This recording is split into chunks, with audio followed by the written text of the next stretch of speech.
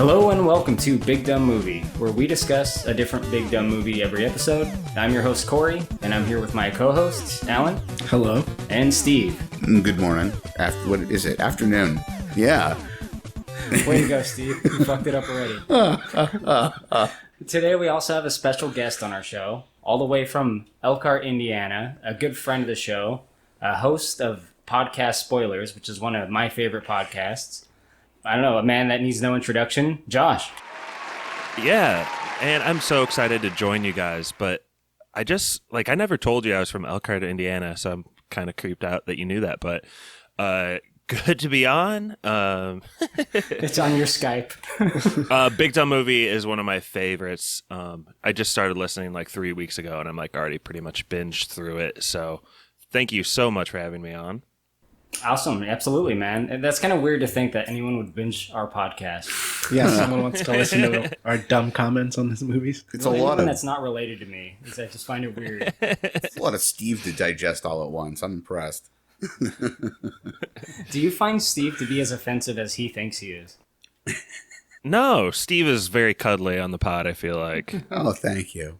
Despite how Corey portrays him. Absolutely. I'm just trying to reveal the truth here. I'm the worst. I know about those secret meetings you go to. Anyway. Eaters Anonymous is not a secret organization, Corey. Was that Weebs Anonymous? Oh, yeah. Look, I've given up the pillow. Give me a break. So, there's something we have to talk about before we go into the movie that we're supposed to talk about today.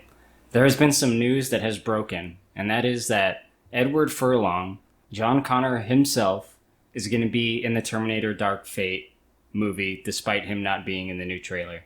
So I need to hear your guys' thoughts on this.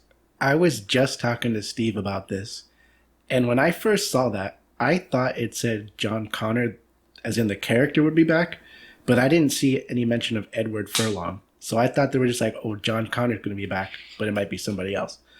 Then I saw that they did say specifically that Edward Furlong himself, the actual actor, is back as John Connor. So he's going to be back? I mean, what it's official? I guess so. What do you guys think about that, if that is the case? We'll just assume that it is. I'm having difficulty digesting it. Like, I like Edward Furlong. I want him to be back. I thought he was a really good actor for the most part, and his ability improved during the few films he did after T2. But I respectfully, because really I do respect the guy, but he's a fucking mess. He's a mess. I mean, just years of really being bad, and he does not look great. And I maybe he got back into shape, but I'm a little worried about how it's going to come off. And you look like Brad Renfro's last couple movies before that poor guy passed away, and like you could tell. And I'm almost tempted to think. I told Alan, I'm wondering if it's really going to be current day him, or if it's going to be like flashback material. I'm wondering if maybe he dug into archives and found unused T2 footage, and maybe it's just going to be flashback stuff. Did you just say you thought Edward Furlong is going to die soon? No, I don't mean it like that. Please, I hope not. Don't pin that on me, Josh. You're not as cuddly as I remember from the pod. I'm just quite sinister, frankly. I just looked him up on Twitter. He's not real active. He has 8,000 followers, and his last tweet was in 2017, and it says, "The air is sweet where donuts are boiling." And I feel like that's a good summation of where Edward Furlong is. Not a good sign. Is that like a Jaden Smithism? What the fuck kind of random... Well, I mean, he's been working even since, I think his last really significant release, I can't remember which came out last, but either Detroit Rock City or American History X. But he's been working since then, but it's in stuff nobody wanted to see. You know, it was like the Crow sequel and then stuff that was even lower budget than that. If you IMDb him, he's got something in pre-production right now, but it's a movie you've never heard of. You know? And let's assume this is true, and despite him, how are they going to write this into the story? Like, he was just disappeared for 30 years or whatever? He's living off the grid. Yeah, he's living off the grid, now he's just back all of a sudden. I heard a rumor like a year and a half ago, and this could absolutely, even if it was true at the time, may not be true anymore after script revisions, but I heard a rumor that part of the reason they ended up in Mexico was because Sarah was going down there to meet up with him, and that they have been separated for some significant length of time. But I don't know if that was really true to begin with or if it's continued to be true since then, but that could be it. We all know the character we really want to see return is Enrique. Enrique! We still don't know how to explain Arnold, like, living in a cabin and how the Terminator's back. Like, didn't he die? This is a direct sequel to 2. How is Arnold back? So I had this idea here that I wanted to throw out there at some point where we all pitch our own Terminator Dark Fate script ideas, which obviously we never did. But my story was going to have Arnold just getting out of the vat really quick after John turned around. So like he slowly gets lowered down. He gives a thumbs up. They all turn and walk away. Then he just like jumps out and he's like, and he like pours water on himself. Juggernaut at the end of Deadpool 2 too. Yes. But I think they've answered this question already though, right? I mean, it was Arnold Schwarzenegger in the first 2 movies, but it wasn't the same T-800. It's just not the same T-800. Maybe it's just an actual old man that right? Vaguely resembles him. What do you think, Josh? Are you okay with this? Man, I'm trying to write my own script over here. I'm scribbling, but Opening, exterior. I would like Edward Furlong to be like older and like passing the torch, I guess, but not in a Luke Skywalker sort of way. Let's not let this divulge into a conversation about Rey. That's a real rabbit hole. Like, and I'm not anywhere even remotely near being as mean as a lot of other people are about her. I don't. Yeah. Anyway. Great. That's all the comments. Well, if we got any comments, that's what they would be. Right. I wanted to be responsible for the first Star Wars reference this pod, so I'm sorry. It's hard to beat me to it. I'm kind of always trying to link something we're talking about back to like episode 4. Is she a Mary Sue or not? No, I don't. I think that's a misogynistic incel theory. Like, I don't think it was that bad. What bothered me, honestly, the only thing that really bothered me about it is I think she picked up like force power and lightsaber use way more quickly than should have been the case. But yeah. Well, like, didn't Luke pick it up pretty fast? Yeah, that's true. Luke technically, God, that's one of the Simpsons episodes, I think, where he appears at the convention where Mo yells at him, like, you didn't even finish your Jedi school training, something like that. But he's right. Like, Luke left Dagobah way before he was done and, like, never really finished. We're skipping way ahead, but I got his thought ass kicked for it. It's true. I thought the Keno scene with Splinter in this movie, like, is that scene exactly with Luke leaving Dagobah. God, that's true. Keno didn't finish his random meditation in April's apartment. I mean, are we talking? Because we can talk about how Ernie Reyes Jr. got that part, but I don't think we're really quite talking about the movie yet. You're right. We'll get there in a second. So the movie we're here to review is Teenage Mutant Ninja Turtles 2: Secret of the Ooze, directed by Michael Pressman, which came out in the year 1991. Now, speaking of Ninja Turtles, I kind of got to get this out of the way as well. There's 4 of us on this podcast, right? Oh. There's 4 Ninja Turtles. So I think we got to call it. And the guest has first dibs. So Josh, which one are you? I'm going to play the guy who I think everyone can see themselves in. And he's so smart that he can actually flip a breaker. And that is Donatello. The man that can type without fingers. Alan, which one are you? Okay, I'm gonna sound so dumb, but I get them mixed up. Like, I honestly, like, get them so mixed up on which one's which, dude. Pick a color, bro. The orange one. Michelangelo. Yeah. God. Steve? I've always been slightly torn whether I'd say Leonardo or Donatello, but since Josh went with Donatello, I'll say Leonardo. Okay. Well, that leaves me with the best of the group, Casey Jones. Got him. No, I'm sorry. You have to be Raph, who wanders off and gets beaten up for it twice in both films. Yeah, again. Again, yeah. Even though he's the toughest one of all of them, somehow he's the one that wanders off and then gets beaten up in both movies. Did he learn nothing from the first movie? Right. It's like the whole plot. Right, you cannot fight the Foot Clan by yourself. Last time you ended up semi-unconscious in a tub for like 3 days. It's so funny in the first one. They're like, oh, fuck. We don't know what to do. Just toss his ass in the tub and hope for the best. Let's see what happens. We'll just be depressed for a few days until he gets better. Every now and then, April O'Neil just like sprinkles some water on him, like the fuck. No IV, nothing. Oh.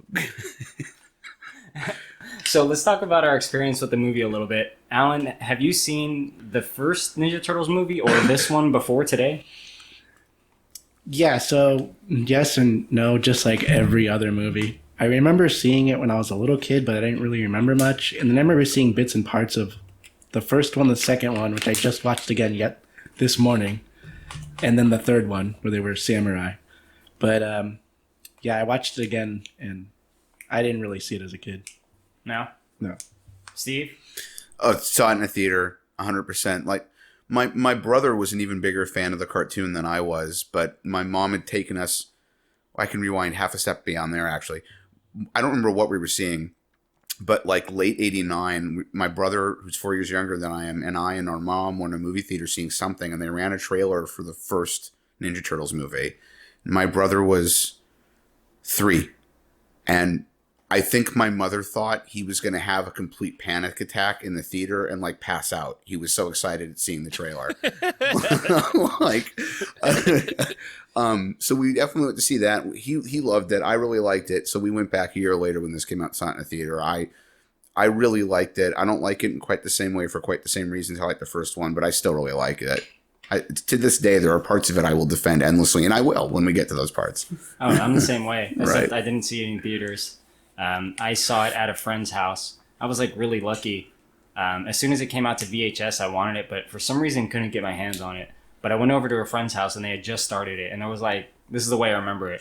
Like 30 kids in the living room, just like sitting Indian style, watching Ninja Turtles, just like dead silent.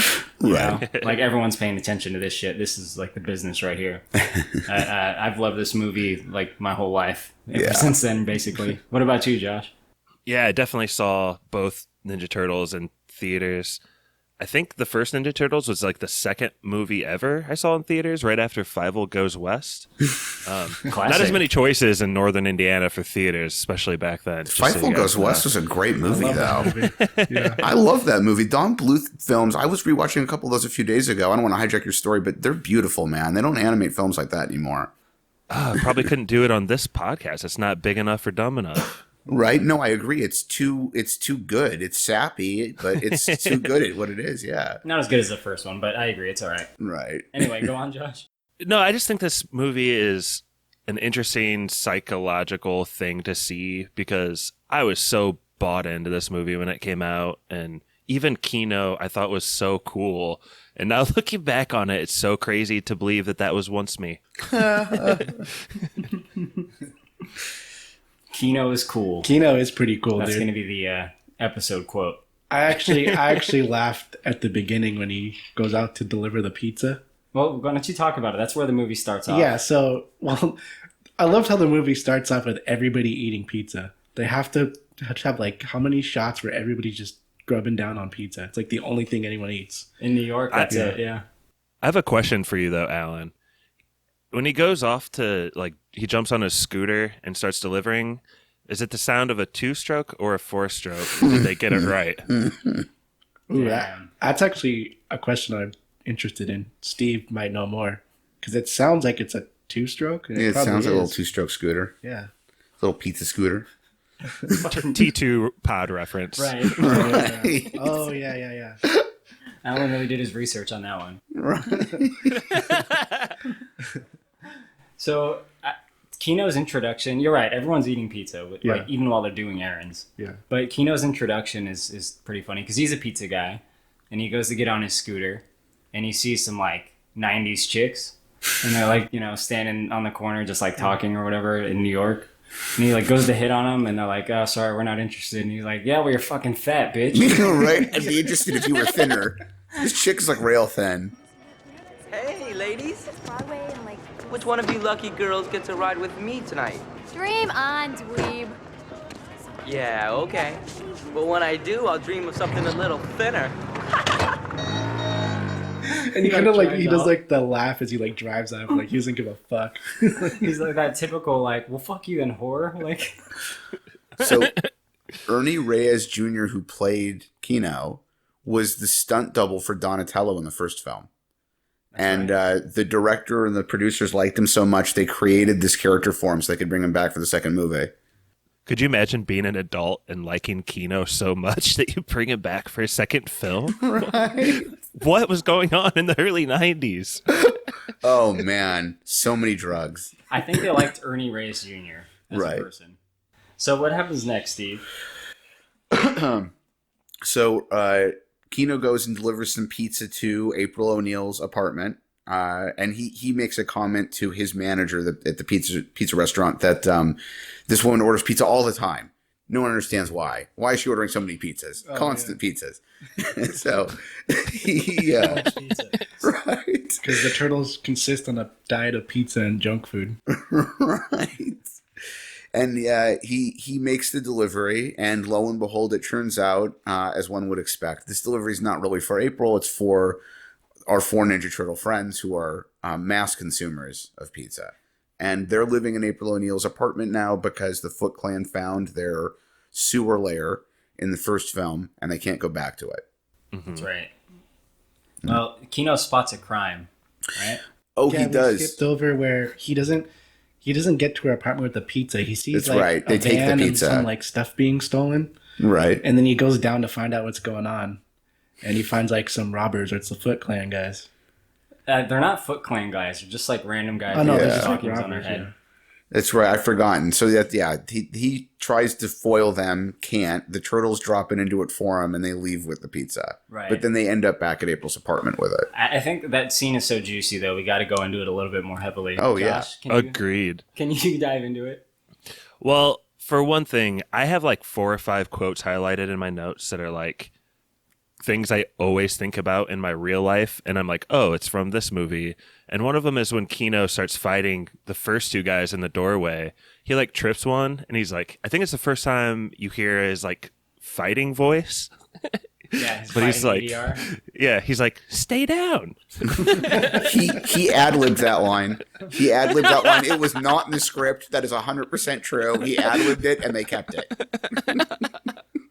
That has just been part of Josh lore forever. So I don't know. The other thing I have in my notes about this fight is that they're fighting like in a Toys R Us, basically in this mall, and I can just see the writers in like the writing room being like, "This is what kids want." A fight in a toy store.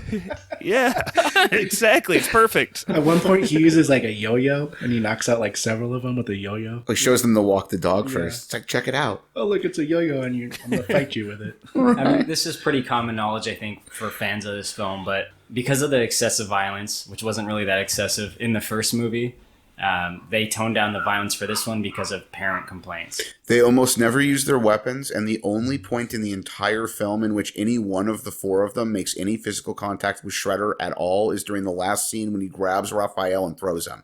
It's the only time any turtle touches Shredder the whole movie. That's the first thing I noticed is at one point during this fight, he has his swords and he sticks them into the ceiling, and he like does like some kind of kick. It's like he didn't even use his swords. Right? Now you see him. Now you Yeah, he just plunged him into the ceiling, not the guy. don't. You think you should have just plunged him into that fucker's chest? Like, you think about it. Welcome to Dark Souls, motherfucker. He's got swords, slashing weapons, and Raph's got sai, which are stabbing weapons. So, like, you can't really have them use them, or they're going to be just, like, stabbing and cutting people up. Then it would be like the comic. Right, My exactly. interpretation's pretty gritty here. I do really want a Sin City version of the Turtles. I don't know if I've ever told Corey that, but that's like one of my biggest fantasies of all time. Like just the grittiest, goriest Turtles ever. Stabbing people. Yeah, hell yeah. I'd be way down for that myself. It went through 3 incarnations in comic form. The 3rd incarnation, which is actually the one that's not considered canon to the rest of the series, was the most violent, and they got really crazy with it. Raphael became a cyborg. Like, Shredder was like a whole different character. It was really weird. Shredder's but like it was the cool, perfect villain to be super violent. He's Oh, supposed yeah. to be. Like, out of the 4, well, actually there were 5 incarnations because one of the 5 was a spin-off printed by Archie Comics. It was basically just a comic book version of the cartoon. But the ones, the second and third gen where they were the most gritty and violent are my favorites. Absolutely. The Eastman and Laird. Yeah. The 3 out of the 4 incarnations that are canon stream were them. The 4th was IDW, and they had really nothing to do with it. But yeah. In my head canon, a perfect version of the turtles is one where like maybe one of two of them look like turtles as we think of them, but the other two are like these turtles were mutated and like use that opportunity to make them like super ugly and weird and malformed. Like one of them should be missing like an arm or something completely. Like the mutant dude in RoboCop, like all fucked up, like Right. That really Yeah. was that third incarnation of the comics. That's the direction they went. They had scars. They'd lose limbs. Raph had to have like part of his skull rebuilt with robotics. Like it was nuts. Damn. Yeah. Biker Mice from Mars straight ripped that off. Right. Man, I rarely ever get to think about biker mice from Mars. It's a deep You're reach. welcome. Right. So this is the family kids version. Yeah, this was, sort of halfway in between. Like, they decided they wanted to tone down from the first film, from this one, like Corey said, to avoid the lashback from the family organizations. But Kevin Eastman and Peter Laird, the guys who created them, fought it. And eventually the producers and the director ended up leaning toward going more family friendly and being more like the cartoon, but they compromised in weird places. So the film's like lighter in tone overall, but there are these weird moments in it where you can kind of feel where Laird and Eastman fought them over the tone, like including, which I know we'll get to the very end. Yeah, but that's never good for any movie. I mean, No. It has to be what it is or not, because otherwise you get this weird middle ground. Like you said, they compromise, and it makes just weird things come out. And it's part of the reason, despite the fact that I love it, that it'll never be as good as the first one. Yeah. Well, and additionally, I honestly think there's a ton of brain power used in the writing room and wherever else choreographing to make them not use their weapons. Yeah. Like, how do you make that make any sort of sense? And I don't know. I feel bad for those people on set having to throw logic out the window in the fights like so many times. Yeah, absolutely. And the script, I know, went through multiple incarnations, and hence was one of the reasons we ended up with not Bebop and Rocksteady, but strange ripoffs of them. Oh my god! I actually want to save them for now. All right, yeah, we'll get to that later. But yeah. To kind of add on to the topic you guys were talking about, I actually heard something from the horse's mouth on this, so to speak. So I went to the New Beverly one time for a midnight screening of Teenage Mutant Ninja Turtles. Yeah. And Kevin Eastman was there. Nice. He's one of the writers of the original comic who was involved in the films. And he did a Q&A. Right. And in the Q&A, he said that the first movie, they had to kind of compromise a bit. And it was kind of what the comic writers wanted and kind of what the studio wanted based on the popularity of the TV show and stuff. Right. Second movie was way more studio controlled. They couldn't have as much input as they wanted at all. But they did say this, and this is a part that fucked me up. The third movie, they had a lot more control over, and he said in the third movie, he's like, we did what we actually wanted in the third movie. So if you think about it, that's kind of weird. The comic creators got their movie, and it was the third movie, the shittiest one. That is surprising to hear. It is, right? Because I figured if they'd been let go to just do as they please, what you would have ended up with, per what Alan was talking about, was a slightly even darker, grittier version of the first one. Nope, they went full retard. Which is weird. I mean, because why? Yeah, like, you can't go full retard. Like, you know, the creators of the comic would do that to their own work is very strange to me. But whatever. I agree. I've been puzzled ever since then. And that was around 2011. So. And 2 is the weird middle ground. Like I was saying, like it's not good to compromise. Never compromise. Never back down. Yeah, I'm not so sure about that advice, but we can move on. Since I just want to mention as an aside while it's in my head, because we were talking about the pizza delivery that Keno started off making. Some of the pizza box props from that scene and from later in the movie were reused several months later in Ernest Scared Stupid. They are the same pizza props. Pizza props? Yeah, the fake. Some of the pizza you see in the boxes is fake. And the boxes themselves are made for the studio because they can't use a real chain's pizza boxes. So they reused some of that stuff in Ernest Scared Shared Stupid. universe. Right, exactly. So Ernest Scared Stupid takes place in the same universe as the TMNT movies. Oh my god. Or both of those realities had the same pizza place develop, at least. Ooh, that's Let's not go too far. Well, so semi-related alternate dimensions. We'll do that.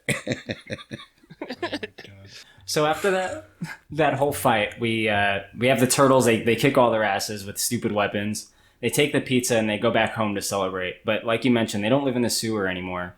They're now What's your favorite part of that, Corey? That whole scene, what's your favorite part? Combat cold cuts, probably. Dude, I was just gonna say the same thing. When he grabs him, he's like, "Combat cold cuts." Combat cold cuts! Oh my god. Anyway, they go back to April's place. Now, her house burned down in the first movie, so she has like a new apartment, and the turtles were all living there. Did you guys get the vibe that April wants them to get the fuck out of there? Yeah. So, any luck finding a new place to live yet? Well, you know, in this market, it's actually very difficult to find good subterranean housing.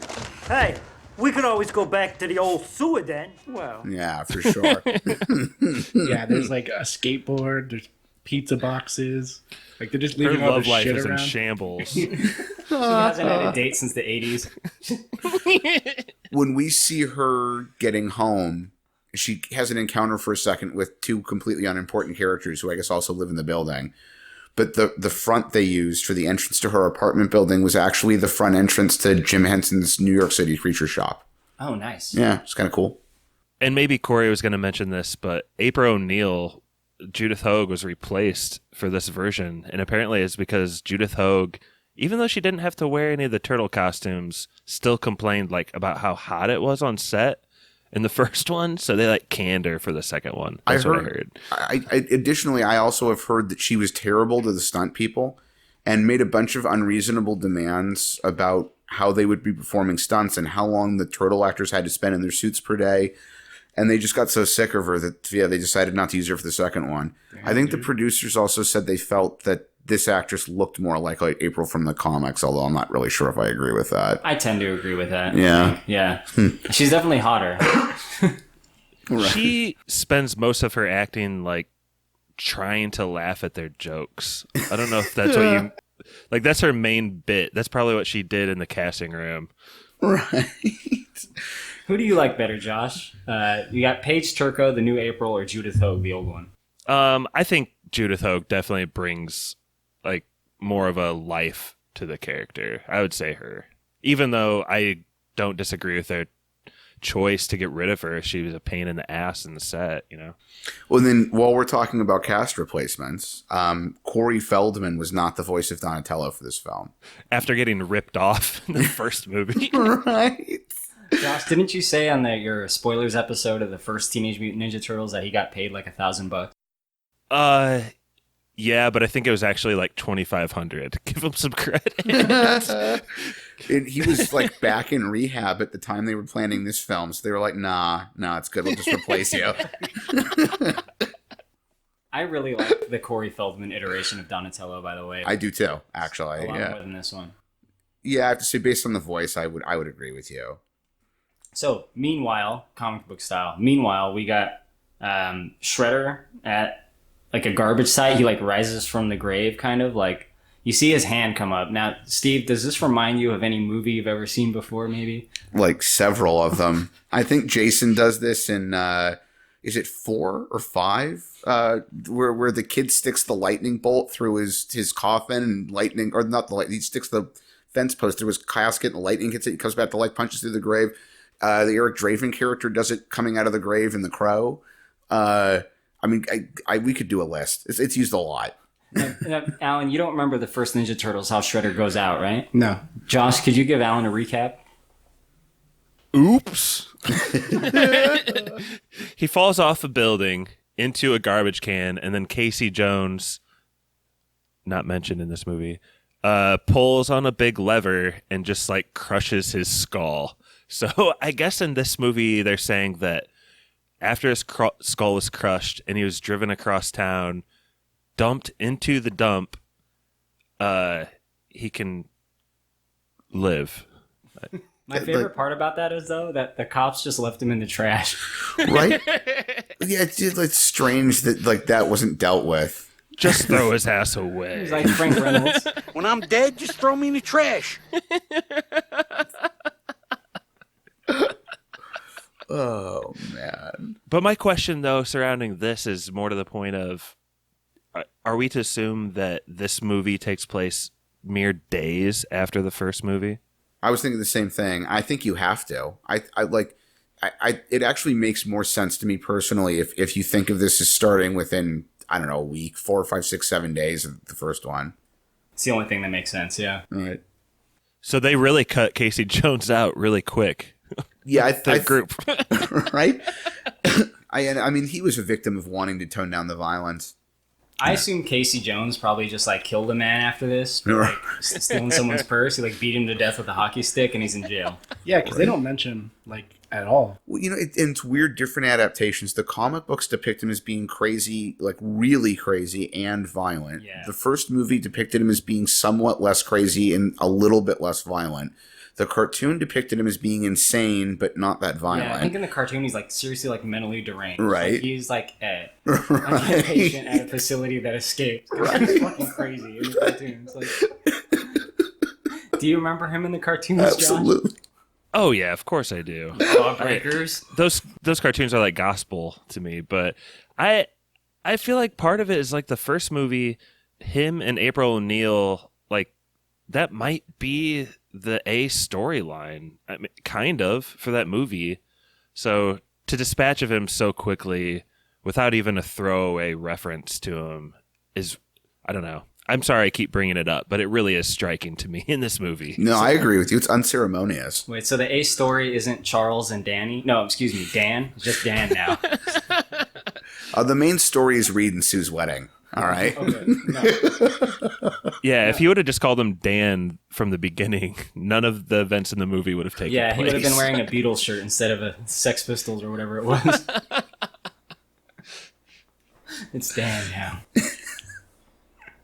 All right, so Shredder, what's his plan, Alan? What's he trying to do? Oh, okay. So he wants to. What, he wants to just kill him, right? He basically wants revenge. When he gets out of the trash, he seeks out the Foot Clan guys, right? Yeah. Oh, and what's that guy's name? Tatsu? Yeah. Dude, that guy who like basically has no lines. He just like kind of grunts a lot. Au contraire. He is like, our leader gone. I leader now. So he has 2 lines, is what I'm trying to say. Okay, he has 2 lines. Fucking Tatsu. Tatsu, wake up in morning. Eat cereal. But then Shredder comes back and he puts together the Foot Clan. He wants to put back together the Foot Clan, right? Yeah, he does, Yeah. exactly. But only to a limited extent. Just enough so they can have some, like, workers. And he really wants to, like, create a way to actually beat the Turtles. Because he says, well, the Foot Clan failed, but I still need some guys. I gotta figure something else out, which kind of unfolds shortly after, right? Yeah, so afterwards, April's covering the story for TGRI on the news. It's really It's important. TGRI. What does that stand for? Anyone know? Techno Global Research Industries. Nice. I made a note of that. I knew you would have. Can I make a comment before we move on from Shredder and like taking back over the leadership? Of course. Is that he, there's a lot of like classic movie tropes where someone survives like an ordeal and they come back to town and they like go to the well and drink water, or someone gives them like respite to get better. No, Shredder goes in and sharpens his fucking helmet. And I love that part of this movie. In a lot of the original comics, the Ooze was actually an alien product. There was supposed to be an alien race living secretly on Earth that started a company, and the company they owned was producing. It was called Techno Cosmic Research Institute, and they created the Ooze. So it's TCRI. Yeah, and actually the original early drafts of the script for this film, written partly by Eastman and Laird, included them. And when they got removed from the script, the name of the company changed since the characters it related to weren't there anymore. Nice. I agree with Josh on Shredder real quick. I thought it was badass how he just comes back and sharpens his helmet. I don't think Josh said it was badass. Oh, I thought it was badass. No, I loved it. I really do like that part of this movie. Because, dude, it was kind of a shame Shredder wasn't used at all because, like, he's actually supposed to be a crazy character. He looks cool. Yeah. He's badass, and he's just not used. He fucking wrecks the Turtles in that first movie. He fucks them up. Yeah, that's how he should be. And, dude, he looks so cool, and he had the helmet. And yeah, Well, he says, he's like, I failed. So Can we talk about Tatsu, though? Because that dude's real name is Toshishiro Obata, and he's like a legit like Aikido master and like samurai swordsman. He's like super. He's written books on swordsmanship. So that guy's a real like hardcore martial artist in real life. Like, I think I might be making this up completely, but I'm pretty sure his voice is dubbed over by like the Fresh Prince of Bel-Air dad or something like that. Well, the Fresh Prince of Bel-Air dad did do the voice of Shredder in the animated cartoon. Maybe that's what I'm thinking.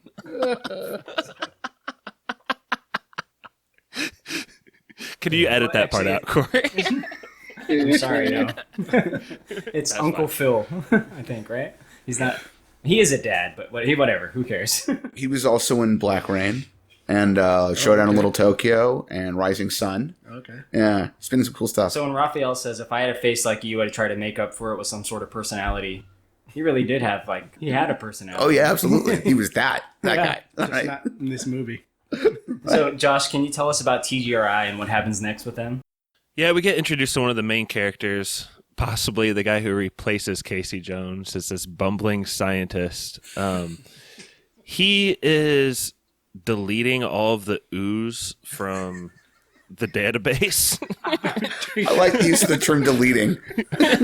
You're right. Somehow he's destroying matter, and I was pretty sure I learned in physics that you can't ever do that. But Yeah, but he's a scientist. He knows what he's he's doing. like he's flushing it down the toilet or something. We have a scientist for that. This is a world where toxic waste turns turtles into superheroes, like humanoid superheroes. So, you know.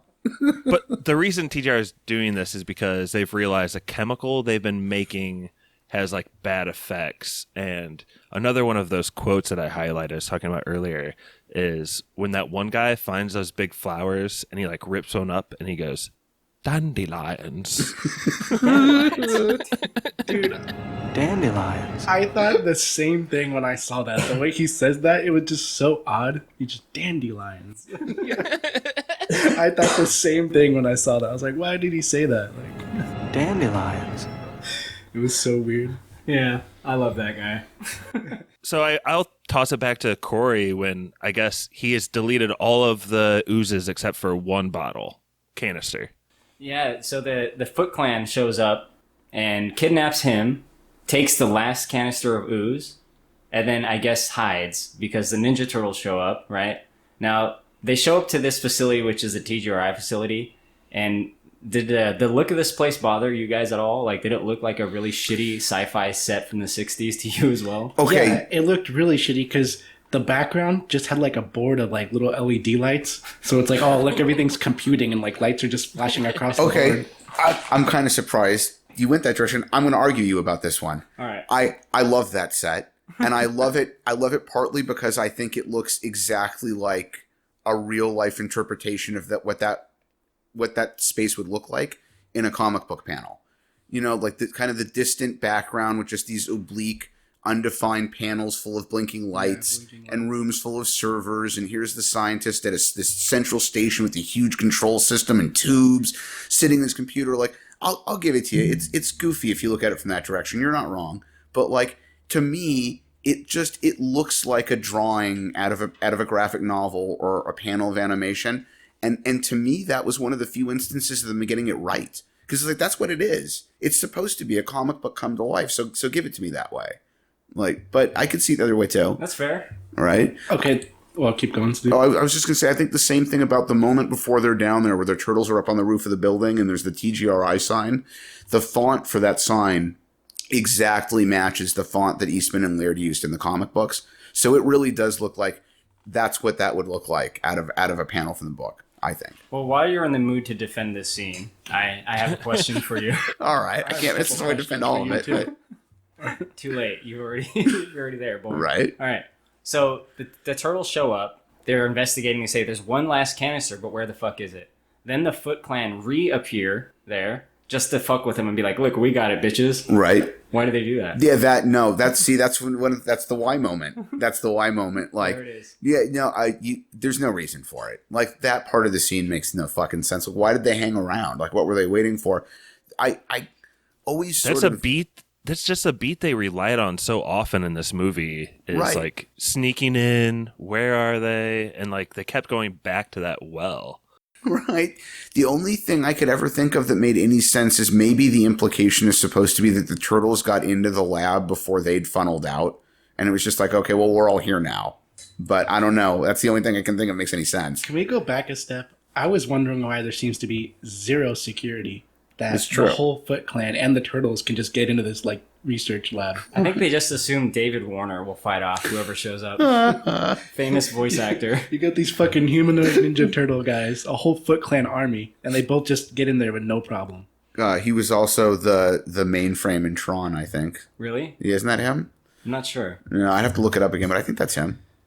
Does this scientist have any like next of kin, any friends, any coworkers that he like talks to? You know what I mean? Like, he's a really hollow character. Right. My next concern, my biggest concern with this whole scene was, how does he know how to use a computer? I was at Donatello. Who gets on the computer Yeah. and like knows what to do? Well, I'd argue that he doesn't. He just fucking breaks the thing anyway. Yeah, but he's inputting stuff and like he acts like he knows what he's doing. Well, and all he's really doing is scrolling, but then they ask him if he can find more information. He's like, well, if the database is coded, the whole system could go Yeah, down. see? It's like, what does that mean? That's just, I mean, How it's do you just know like about the computers. It's like the car stuff in the Fast and the Furious movies. You could tell someone who knows what a computer is but has no idea how it works just wrote that into the script. Just say the word database. Yeah, if the database is coded, it could all go down. Like, the fuck does that mean? That's nothing. I feel like Alan doesn't know, but Steve should know better. Like, Donatello does machine. I do machine now. Get great. Didn't know work. Like, I deal with guys that quote unquote do machines every day and they don't know what the fuck they're doing. And he's hitting the keyboard with his fucking huge fingers too. Like, how is he hitting keys? That was one thing I have always said. Is how does he work the keyboard so intricately with those big, like, wedgy flipper fingers? Wedgie foot fingers. Like- He's like hitting just keys. Let's not be racist about it, guys. You're turtle phobic. Big fingers, eating all the damn pizza. Oh my God, Corey. Alright, so there's a fight that breaks out. So the Turtles versus the Foot Clan, while Tatsu watches, and I assume refs, and they have the canister of ooze. Alan, what did you think of this fight scene? Did you like it? No, it was goofy. The way they fight him, at one point, one of them's like surfing on the chair, and he's like, surf's up, and he's like going across on the chair, and it's just a bunch of goofy scenes. That's Michelangelo, the turtle you picked for yourself. So. Oh, okay. Yeah, okay. And then like they're tossing the ooze like a football. They're making like weird plays with it, trying to keep it away. And at one point, they like pause the fight to like huddle. They have like a group huddle in the middle of this fight, and like the Foot Clan just allows it. So, all right, now that it does not cover the huddle thing, which you're completely right about. But one thing I noticed, not till after years of watching the movie, is that they do have a tendency to back away and to wait to engage with the turtles during fight scenes. And there's even a couple of times where if you're really looking, you can almost see their sort of doing coordinated movements. Like you can tell that each actor's waiting for the other to do something specific. And apparently, the design of the whole costume actually changed for this film. In the first one, all the motor stuff for the control of the faces was built into the shell. In this film, they were able to redesign the heads in a way that allowed the motor control for the mouths, the cheeks, and the eyes to be in the head. But it changed the way the eyes were positioned, and they were farther away from the actor's actual eyes. And they apparently only had like a 3-inch slit in them. So even though the people in the suits were actual like gymnasts and martial artists, they had such a hard time seeing what they were doing. There was just no way to coordinate the fight scenes without having it end up being a little stiff, because they just couldn't see what the fuck they were doing. That makes And sense. It's almost like they rush this movie out to like ride that turtle wave too. You're absolutely right. Golden Harvest was in a huge, huge hurry to get this movie made for exactly that reason. They thought that the first one had come out late enough in the game that there was a chance it wouldn't be as big as it was. They were surprised the Turtles craze was going on as long as it was, and they wanted to get this movie made as quickly as possible so that they could continue to capitalize, which is why there was barely a year between the two of them coming out. Yeah. Now, I think the fight scenes, personally, I don't mind them. Like, aside from them using goofy shit like a chair and a yo-yo or whatever, when you see Donatello break out the bow staff and, like, they do some pretty good martial arts like stunts and, fight choreography, I think. Yeah. To me, I don't hate it. There's a part in the scene that has like some good bad writing in it, because I don't know, I wish they would have hit this beat again, but the beginning of the movie when they're in April's apartment, someone like throws a pizza slice to Raphael and it's kind of this tense moment, but he catches it. And then here, like, someone throws him the ooze canister and he like dives and catches it. And like, where's the third dive and catch later in the movie that is actually important? And it never happened, but Damn, that's a good point. Maybe it got cut that's out. a good point. I didn't even think of that. You're right. It's in the Michael Pressman director's cut. I love the end of this fight scene because Tatsu throws a smoke bomb and he specifically has to say ninja vanish. Like he has to say it for it to work. Like, dog, it's a smoke bomb. The smoke is what works. You don't have to say it. Ninja vanish. Yeah, he's like, ninja vanish. Like, you could have just thrown the smoke bomb and left. And why did you wait till after all the fighting? Like, you didn't just do that immediately? Oh, that's a classic Tatsu move. Ninja vanish. Classic Tatsu. He does that in the first movie. That's just good old-fashioned Tatsu right I just there. love how he had to say it. Like, you have to say it for it to work. Just gotta let Tatsu be Tatsu, bro. So the whole reason Shredder wants to get this ooze is because he wants to use it against the turtles. So he also kidnaps David Warner, who plays the Professor Perry, the TGRI guy, as they refer to him. And he forces Professor Perry to use the ooze on the two most vicious animals they could find, which are a baby werewolf and a Koopa Troopa.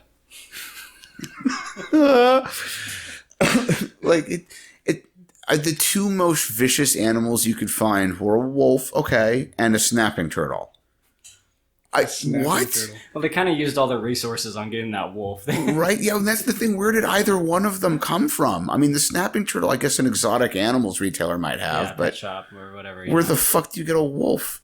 well, also they're like, we can choose any animals we want. Let's do Right. another turtle. Like, we know this one works pretty good, right? This is a tried and tested solution right here. So what happened to Bebop and Rocksteady? Apparently, they were in an early draft of the script, and for reasons I've never been clear about, Eastman and Laird said no.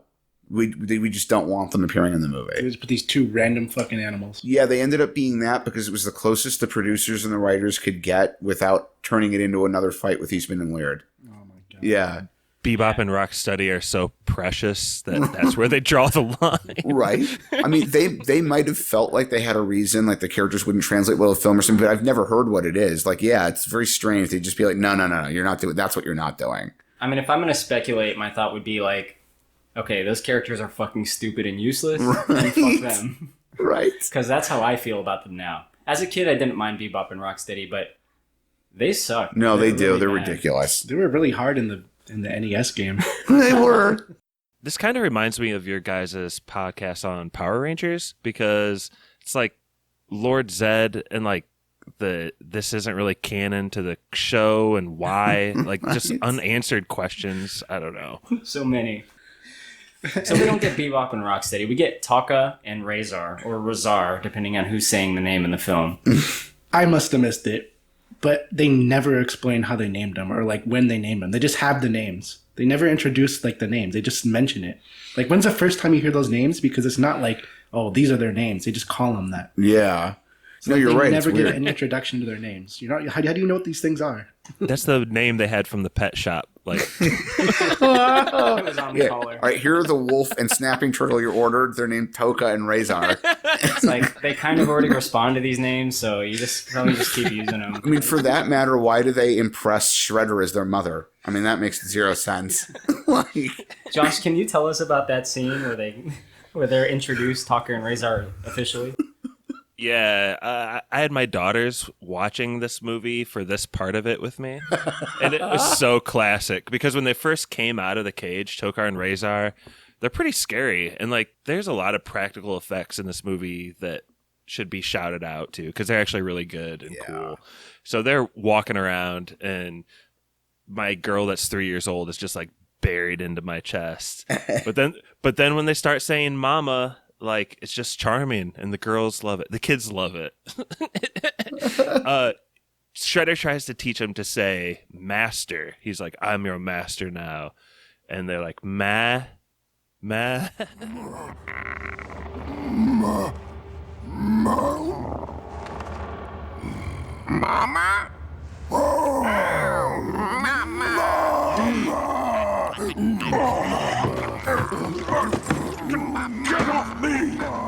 Mama. And I don't know. Why is that what they defaulted to? So, he's not even a woman. Like, They don't know, they're babies. they're stupid babies. Fucking ninja with like They're a not metal helmet. stupid. They're infants. Except they are, because you get a passing remark they make no other reference to later in the film that he specifically engineered them to be dumb. Oh yeah, that's right. Like, Yeah, which I did enjoy that reference, honestly. Right.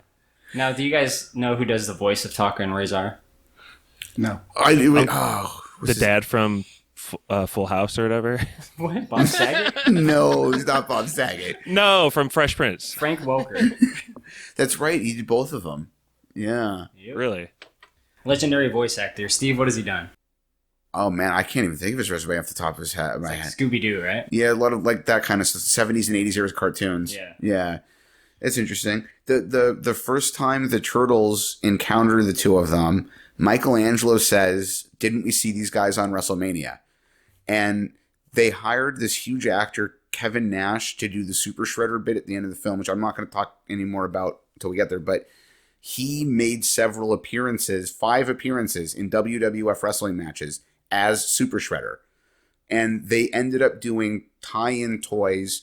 There were 2 toys for each Ninja Turtle, each of which was them as a different WWF wrestler. Oh my god. Yeah. I'm buying those. Right? Oh, on dude. eBay after this episode. I haven't looked, but I would. They're either going to be very cheap or they're going to be fucking $5,000 a piece. I'm bidding them up right now, actually. I don't know if you can hear that. I like how at the end of this Josh has actually got all the listings on eBay for those toys. He couldn't be happier to hear about Oh, this. he's selling. Put them in the show notes. I like how at the end of the scene too, they start hugging Shredder, and he's like mad about it, like, "Oh, get off me!" And they're like hugging him. But I'm badass. I don't want to hug anyone. And like he's pissed, and then he goes to David Warner, and he's like, "What the fuck, dude?"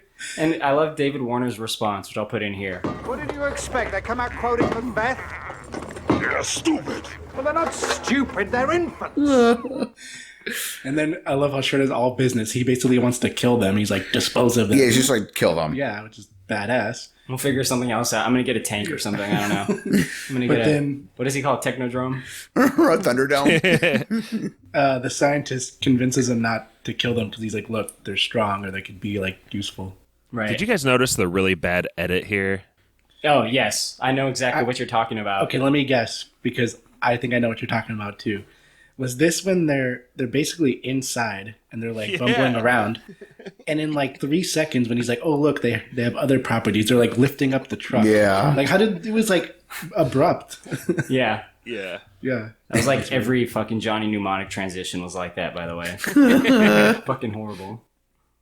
Yeah. So, we skipped over a quick thing. So Keno does figure out that the Turtles are staying with April, and Splinter like has that backstory fucking ready to go, right, Josh? Of course. I mean, Splinter's got to start from the beginning. For 15 years now. So the only reason I bring that up is because Keno kind of becomes an ally to the Turtles, I guess, in so much that he's a guy that knows they exist and is like, all right, cool, I won't tell the cops or the government or anything. But it does sort of help prompt the Turtles to find their actual next place to live. Yes, you're right. So they do eventually go to find a new place to live, which is underground. They're going back to the sewers, right? But they can't go to the old place because the Foot Clan knows about it. Alan, can you tell us about what goes on down there? Oh, so when they're looking for their new place, Donatello, who's the one that breaks off? Raphael, yeah. Yeah, he gets pissed off. He's like, we should find the Foot Clan. So he leaves. And then Michelangelo stumbles into like a hole. Well, do you guys remember in the first movie when one of the turtles is like badassedly skateboarding down the sewers? Yeah. Yeah. Why didn't they do that shit? What are they doing? Right, just walking like noobs. Just huffing it. April picks up a skateboard from her apartment earlier we were talking about. When she's cleaning up after them in the beginning, she picks up like a skateboard.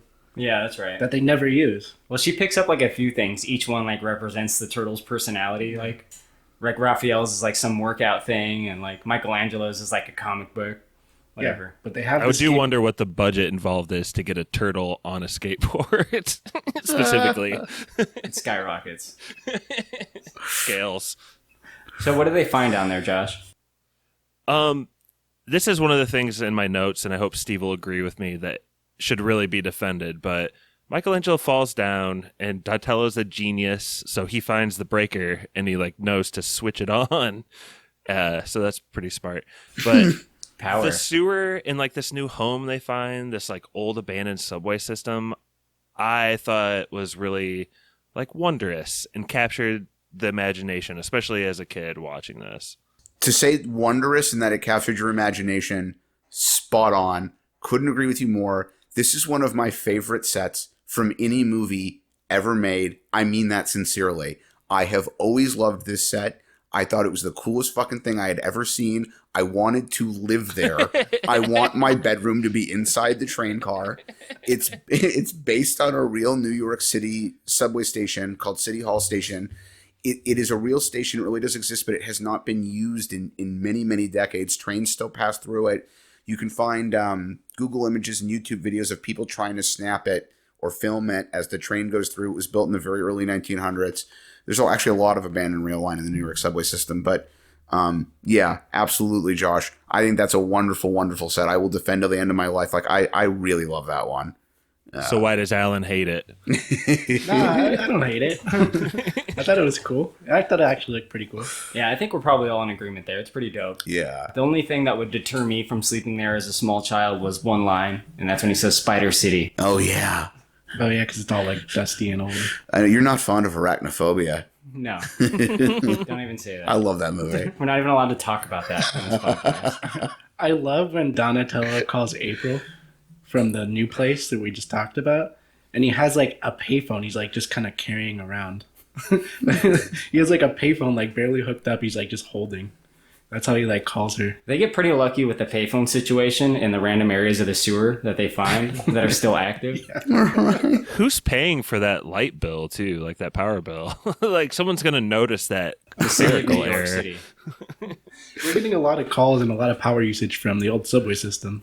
Right, yeah. You know, Bill went down to the City Hall station for the semi-annual check, and there's a bunch of mutated turtles living in there, so we might want to fumigate. Oh my god. Imagine if they got fumigated to death. That would be tragic. They're all asleep. I don't even know what's happening. That's the next Turtles, what it's about. New York City government against the Turtles. So meanwhile, Raphael decides to recruit Keno to try to infiltrate the Foot Clan, right? Keno is aware that the Foot Clan is attempting to get members, anyone in New York basically that knows martial arts, and preferably is a teenager. Not weird at all, right? Yeah, no, well, we can add specifically looking to recruit athletic teenagers, male teenagers. Sounds that totally look like legit. dudes in their late 30s smoking cigarettes. That sounds like something you should definitely respond to. They put this on Craigslist, or how did they get this group? This was before Craigslist. It's too early for Craigslist. It would have been one of those really sleazy, free New York bulletin board newspapers you get out of a vending machine in a really shitty part of Manhattan where there's trash piled up on the street. Just like Want to be a stuck to ninja? like Take a number. Come find us other fine gentlemen at a warehouse down by the docks, all gathered together smoking cigarettes. Teenage boys preferred. Like, It's got to be by the docks, too. I feel like Sam Rockwell should have cameoed, and he should have been in there while they're training and just walk up with cigarettes and been like, regular or menthol? dude, I think the Shredder's really Brian Singer. We're not supposed to name names. Oh, man. sorry.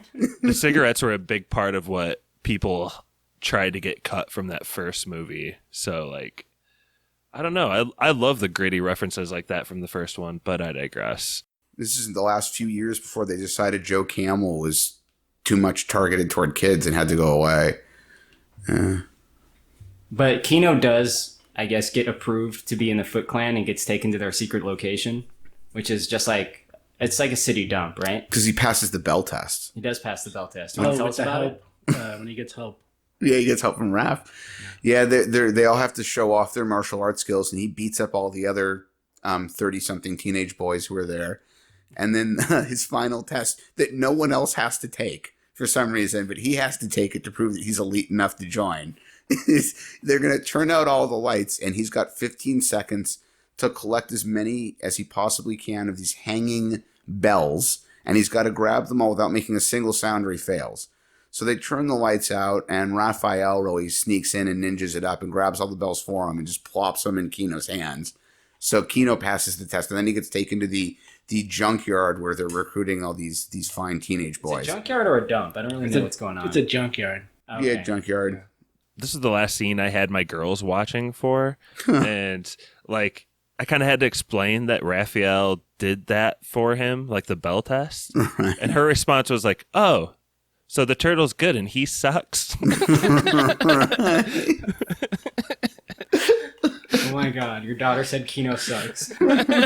No. She just doesn't understand the complexity of the character, I think. Can you get her on? Yeah, let's explain this to her. Yeah, She'll tune in. Keno does suck. I made a note here. When they infiltrate the junkyard, Raphael sees Shredder, and he kind of has like a flashback because that's the first time like he saw him. Oh yeah, he does. He has a little PTSD moment. Yeah, because they still think he's dead because they don't know he's alive. So he's the first one to see him. And I think he calls him the Shred Dude because I have it in my notes. I just thought that was funny. Who do you guys think would win, Keno or Rufio? That's a very good question. I think I'll take this one first. I think Rufio would probably win and then like cut Keno's head off. I think like, you're right. I feel like Rufio would be okay with like taking another man's life. Right? He's very animalistic. He's a lost boy. I mean, come on. Keno would try to trip him and say, "Stay down," but then Rufio would just fly and then cut his head off. So I think you're right. Chanting Rufio, Rufio, he decapitates some other kid. Rufio would start off with like name calling. Right. Like, mother lover, and then like he'd wait for Keno to do something. You bub loving snot eater. All right. So what happens at the junkyard, Alan, with Raph and Keno? Raph, excuse me. They get discovered. They end up trying to fight the Foot Clan and get caught. But Keno gets out of there. Oh yeah, okay, he has to warn everyone else. Keno gets out of there, but Raphael gets caught. And Keno has to go warn everyone. This is one of those cinema sin moments, though. Like, why does Raph have to send Keno in when he's just like walking along, hiding behind cars and like rocks along the way? Right? I think he's hiding behind a literal like chain link fence at one point. It's like you can see through that. They can't see me behind this chain link. So in typical Ninja Turtles fashion, Raph gets captured and has to be rescued by the rest of them. Keno gets out of there to warn the team. Now he runs like far. Did you guys notice how far he runs? He runs like from the outskirts of New York, maybe even all the way from New Jersey, like into New York City. Yeah, into Manhattan. Her apartment. Yeah. This fucking dude can do some cardio, I tell you. I mean, we're talking Ernie Reyes Jr., Surf Ninjas. Someone should do a spin-off, and it's just that movie of Keno's run. It's like Run, Keno, Run.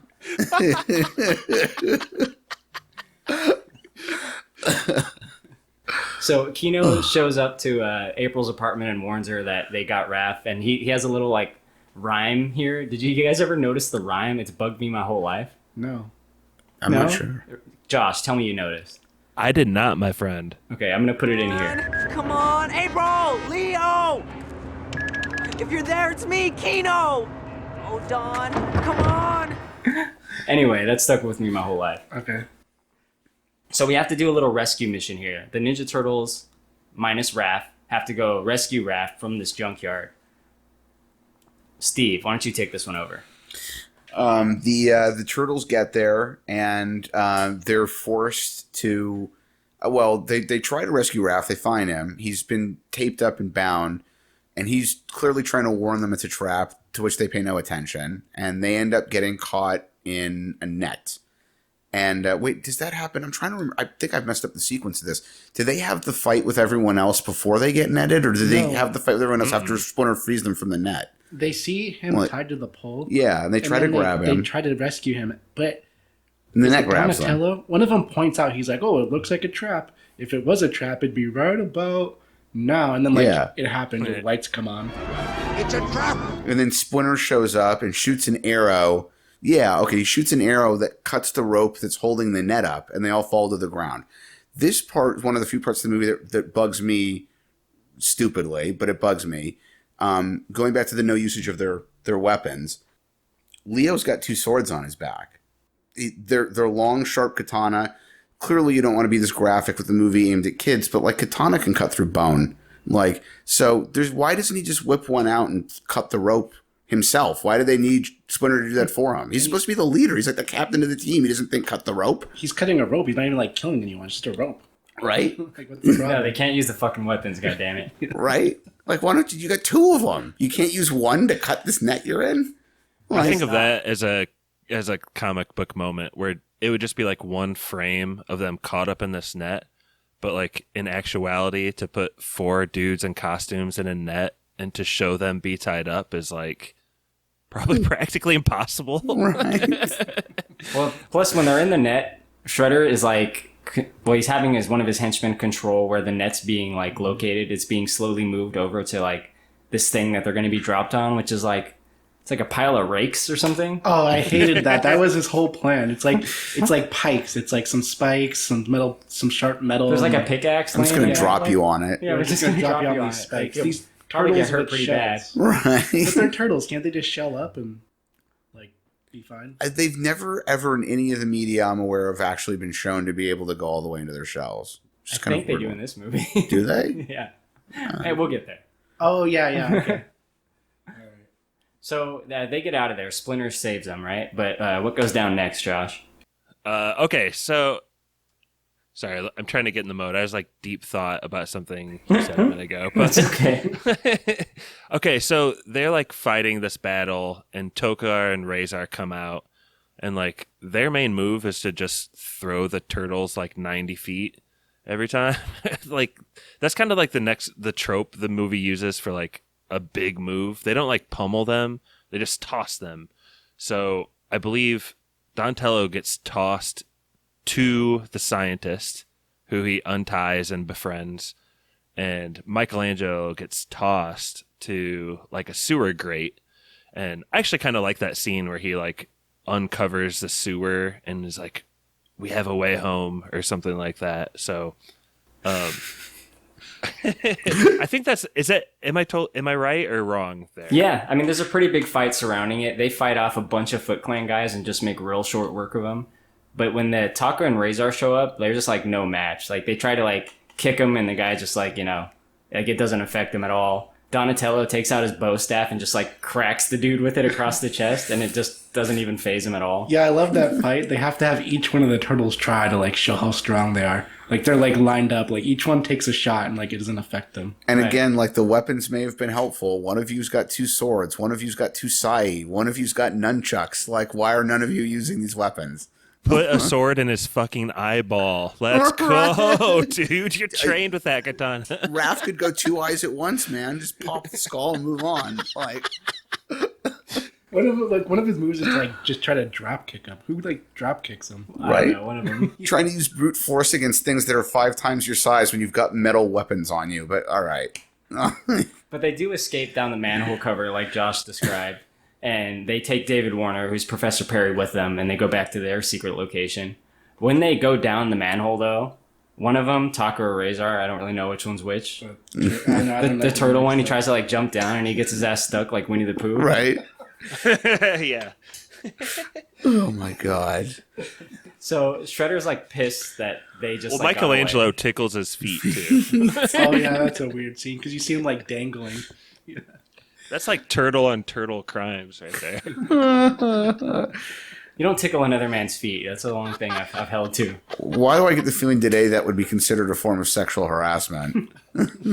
This is why Michelangelo could never be my favorite. Sorry, Alan. So the Shredder is kind of pissed that the turtles got away, so he later that night lets Talker and Razor just like destroy some of New York City. Yeah, he's doing it to basically call them out. So his plan is he'll let them like destroy some of the city, so the turtles have to respond. He's like calling them out basically. Yeah, exactly. And they have one of their Foot Clan guys tell April that the turtles need to meet him or they're going to keep doing this. Well, and the Foot Clan guy who tells her is one of the field camera operators who goes out with her on news stories. So that's just another rip-off of the first one where the kid of the first producer ends up in the Foot Clan. Dan. Somehow everyone around her ends up in call me Dan, ends up in the Foot Clan. Call me Dan. I was going to say Danny, but it's just Dan now. It's just Dan now, okay?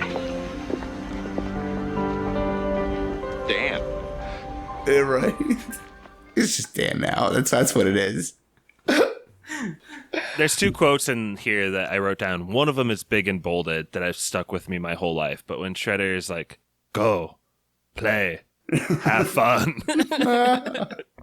Love that. And then this time upon watching it, like April is like calling out this police chief.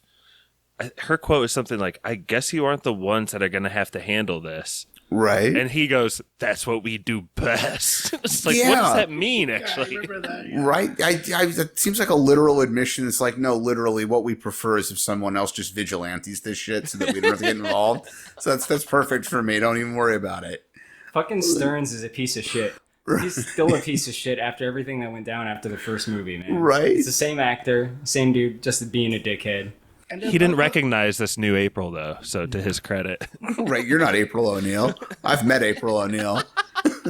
I love how they make it a whole scene like you're talking about where April has to talk to the police chief because she knows what happened, but somehow the police don't know that these like two fucking mutated monsters have been tearing through the city. Like they don't have any witnesses. There are no cops in the area. Like the police just don't know what happened. The man and the woman getting into the cab who saw this happening decided just they didn't need to be involved. You know? No one else saw this. No one else fucking called the police. There's like 8.5, 9 million people, something like that in New York. It's got the highest population density of any city in the entire country. You can't do anything in public without being seen. Right? There's just nobody, no homeless guy saw anything. Right? There's just no way anybody, especially two massive creatures, could tear up a block straight in Manhattan and not be seen by anybody. There'd at least be some guy shouting out a window being like, hey, keep it down out Shut there. the fuck up. What are you doing with your monsters flipping cars? Trying to sleep up here. But don't worry, So the police are on it. You guys are all LA guys. Do you guys like these little like New York moments, like the one we just talked about, and then going back to the one where like that couple approaches April O'Neil? I feel like that's one too. I don't know. I think they're kind of charming. Do you guys actually hate them in this movie? No, I mean, no, I didn't hate it. I mean, I just think it's funny. yeah, it's funny. Yeah, I mean, New York's the other big boy, so I guess you just got to get its props in. Not sure I agree with the greatest city in the world bit, but you know. All right, Steve still has some stuff to say about that. Right? Well, come on, LA, bro. LA, dude. So what goes down back at the Turtle secret location, Steve? They're trying to figure out how to beat Talker and Razor. They're trying to figure out what they can do because they've realized that even between the four of them, they're just not strong enough to fight them like fist to fist. And mostly with, I guess, Donatello's help, the scientist figures out that there might be a way to kind of reverse the mutation that the ooze caused and send them back to being just a wolf and a snapping turtle. And they have difficulty deciding what the delivery method's going to be. But Michelangelo really ends up coming up with the idea that they solidify the antidote, the anti-mutagen into ice cubes, and then put them in donuts that they can then dupe Taka and Razor into eating. And there's a lot of, typical few scenes there where the scientist is working in batches and they've got a cauldron filled with dry ice that's smoking. So it makes it look like he's doing these crazy experiments. And at one point while he's mixing this up, he uses a glass that has Bart Simpson on it. I made a note of that. Yeah, right? I made a note of that. The other cowabunga guy. But the thing about that glass is he doesn't just use it. He pours the anti-mutagen in it, and then he takes it and walks it up to the camera. Right. holds it up to the camera lens. Right. Hey, here's Bart Simpson. Yeah, It is centered in the shot, like two different shots of it. I actually love the scene when they're helping him make the anti-mutagen, and is it Michelangelo? One of them's eating pizza, and he drops a piece into the mixture, and they're like, "Oh crap!" And they kind of just like start whistling and keep going because they like don't want him to know. Classic Just teenagers. drop some pizza. Yeah. Wouldn't it be crazy if for years after the fact he tried to continue replicating the antidote and none of his other batches worked? There was something specifically in What's like, the missing ingredient? Right? There's something in the pepperoni as a catalyst that made the whole thing work, and he's got no idea it was ever in there. It's like, God damn it, why doesn't it work? It's the same shit. It's the same ingredients. I don't understand. Don't you guys have a segment that's like Stevie does the science hold up or something like that? Sometimes I have to explain the science. Can you do that in this case or not? No, this is just out of bounds. My expertise in fictional anti-mutagenics is just so limited. I wouldn't even want to speculate. And how it reacts with pizza. Right? I mean, I find it dubious. Let's just say that. But you don't want to go on record specifically. Right. I haven't looked at any studies, but I personally do not believe in the pepperoni factor, which would just make that impossible to pull off. So. But somehow it all works. I do feel like having some pizza right now, though. Yeah. So there's that. Didn't they have that promotion with like Pizza Hut where you can get like a coupon for like free pizza? I thought they had some promotion. With this movie? Yeah. I feel like you're right. I can't remember exactly what the details were, but I feel like there was a tie-in with Domino's or Pizza Hut, one of the big chains. Yeah. I think there was a promotion with Pizza Hut, which is kind of interesting because in the first movie, I know that they get a delivery from Domino's. That's right. Maybe that's what I'm thinking of. I think the tie-in was actually with its competitor. I don't remember exactly. Though. And then, like Steve said, in this one, they have I think to, that's like, right. make up Pizza one. Hut. Yeah. Right. But yeah, you're right. In this one, they just decided to use boxes that weren't associated with any real chain. So they go to have their big showdown, right? The turtles show up to the warehouse. They're going to meet Talker and Razor. No Foot Clan are going to be involved. It's going to be a 4v2 fight to the death, presumably. Now, before they fight, though, they have to have the pre-fight donut. Wait! First, we should observe the ancient ritual of the traditional pre-fight donut. Yeah! The traditional pre-fight donut, which he makes up on the spot, and it's kind of amusing, but like Taka's there and Shredder's there. Like they're all like none of the other guys are like, that's not a thing. We're not doing that. Shredder just stands there with the two of them straight eating donuts. Shredder and Tatsu, they kind of look at each other and they're like, neither of them really know, but neither of them wants to say it. They're like, is this a thing? So they just don't say anything. I'm not gonna Shredder look is a stupid. huge elephant in the room at that point. It's like a solid minute and a half of dialogue where he's just silently letting this go, like totally betraying his own character. It's probably like texting. He's not even looking. Texting 1991 on a Motorola that weighs 9 pounds. That'd be a great inserted like quick scene. And then right before he says kill them, he like just happens to look up and he's like, oh, they're not dead yet. Kill them. Probably more like he's sending faxes at that point. I like to think he's arguing with Katsu. I'm not going to look stupid. I don't know if this is a thing. I've been doing this for decades. I don't even make it look like I don't know what I'm talking about. I'm the leader. I can't say anything. You ever heard anything about traditional donut? I mean, it sounds like it might be a thing. Will you go get the martial arts almanac? I want to know before I say anything. I mean, we're both just full of shit. Right? We gotta admit that at some point. I mean, that can't be a thing I haven't heard of. It's just no way. And also during that scene, Donatello, the smart one, loudly exclaims while everyone is silent listening, "It'll work. They'll eat anything." Like there's no sense of how the scene actually physically plays out with the Like, cutting. Ice cubes in donuts? Like, why?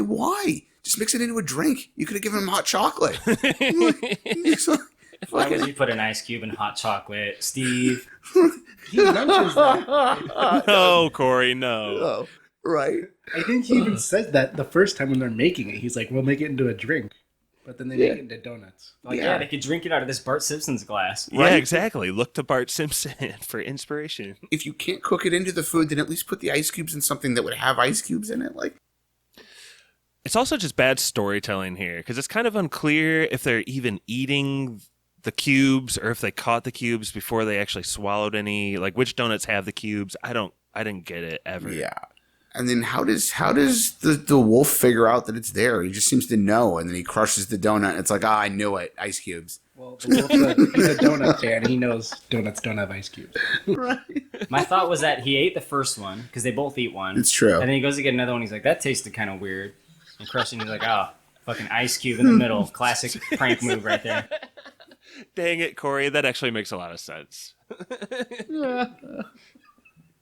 So at that point, they're like, all right, fuck this. We're going to kick your ass now. Tucker and Razor start fighting the turtles. Yeah. Since they fought them before, they seem to be faring a little bit better because they just mostly dodge, right? So they're kind of getting around them and stuff. I don't think the Foot Clan, they can't, like, hold it together. They have to get involved. They, like, just jump in, don't they? Yeah. Now, there's a transition that happens here. The most egregious part of the film. Oh, my God. I texted you guys about this.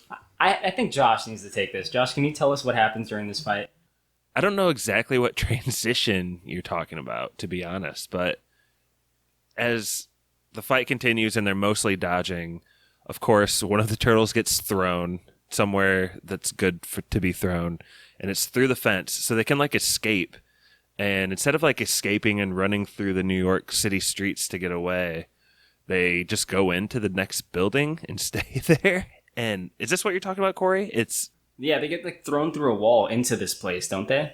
Yeah. Yeah, so, okay, I know what you're talking. They're fighting, and one of the turtles gets thrown through, like, a door that just happens to be to, like, a nightclub where Vanilla Ice is, like, performing. Yeah. And there's, like, a huge crowd in this, like, club that somehow nobody noticed. Like, right outside, there was this big battle between the turtles and the whole Foot Clan, and fucking, he just gets, like, thrown through the door. Well, it gets even weirder than that because the performance stops for a moment, and then Vanilla Ice is like, "Oh, this is cool. Let's sing an impromptu song about this."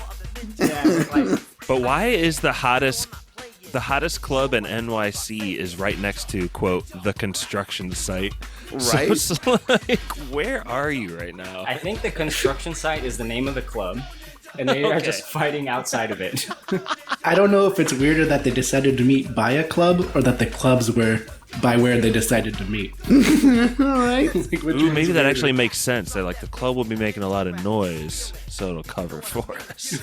So, which was more egregious? Vanilla Ice's song for Secret of the Ooze or MC Hammer's song for the Addams Family? MC Hammer's song is worse, I think. I mean, that one is just not listenable, funny, pleasant at all. Oh, I frequently find myself listening to Vanilla Ice for pleasure. So you're right. I really hate the conceit that Vanilla Ice somehow, like, made up this song on the spot for this turtle, like, display. So I don't busted know. into your club like seconds ago. He's like, the greatest fighting. musician of all time. I mean, if anyone could do it, it's Vanilla. I mean, yeah, if anyone's going to ad-lib lyrics to a rap about fighting turtles, it's going to be that guy. Instantly choreographed.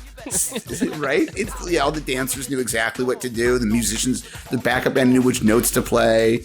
I mean, it's everyone really... in the club's all cool with it. They love it. Well, the manager at first is like, these guys are fucking on my club. Call the cops, to his, like, assistant or whatever. But then all the people are getting into it, and he's like, no, it's cool, they like it. Yeah, right. They're gonna stay. Why'd you call the cops? Because you fucking told me to. Yeah, he says that. Right. Fucking piece of shit. Right. Of everything that we've rightly stood up for in this movie, though, because a lot of other pods, I don't know if you've listened to other pods on the Ooze, but they do not take too kindly to this movie, to say the least. But of everything that we've stood up for, I agree with, but this part where the turtles go from fighting in the club, where Vanilla Ice looks stupid, to actually dancing choreographed, really broke my suspension of disbelief, even as, like, a 7-year-old. Like, I really hate that part. Yeah, and it's so like fast because like they're actually fighting, and he just gets thrown through like a door, and now all of a sudden they're in a club because they were fighting right next door to this place. So they're kicking like Foot Clan ass, and then they start dancing, and then they kick some more ass, and then they do a choreographed dance.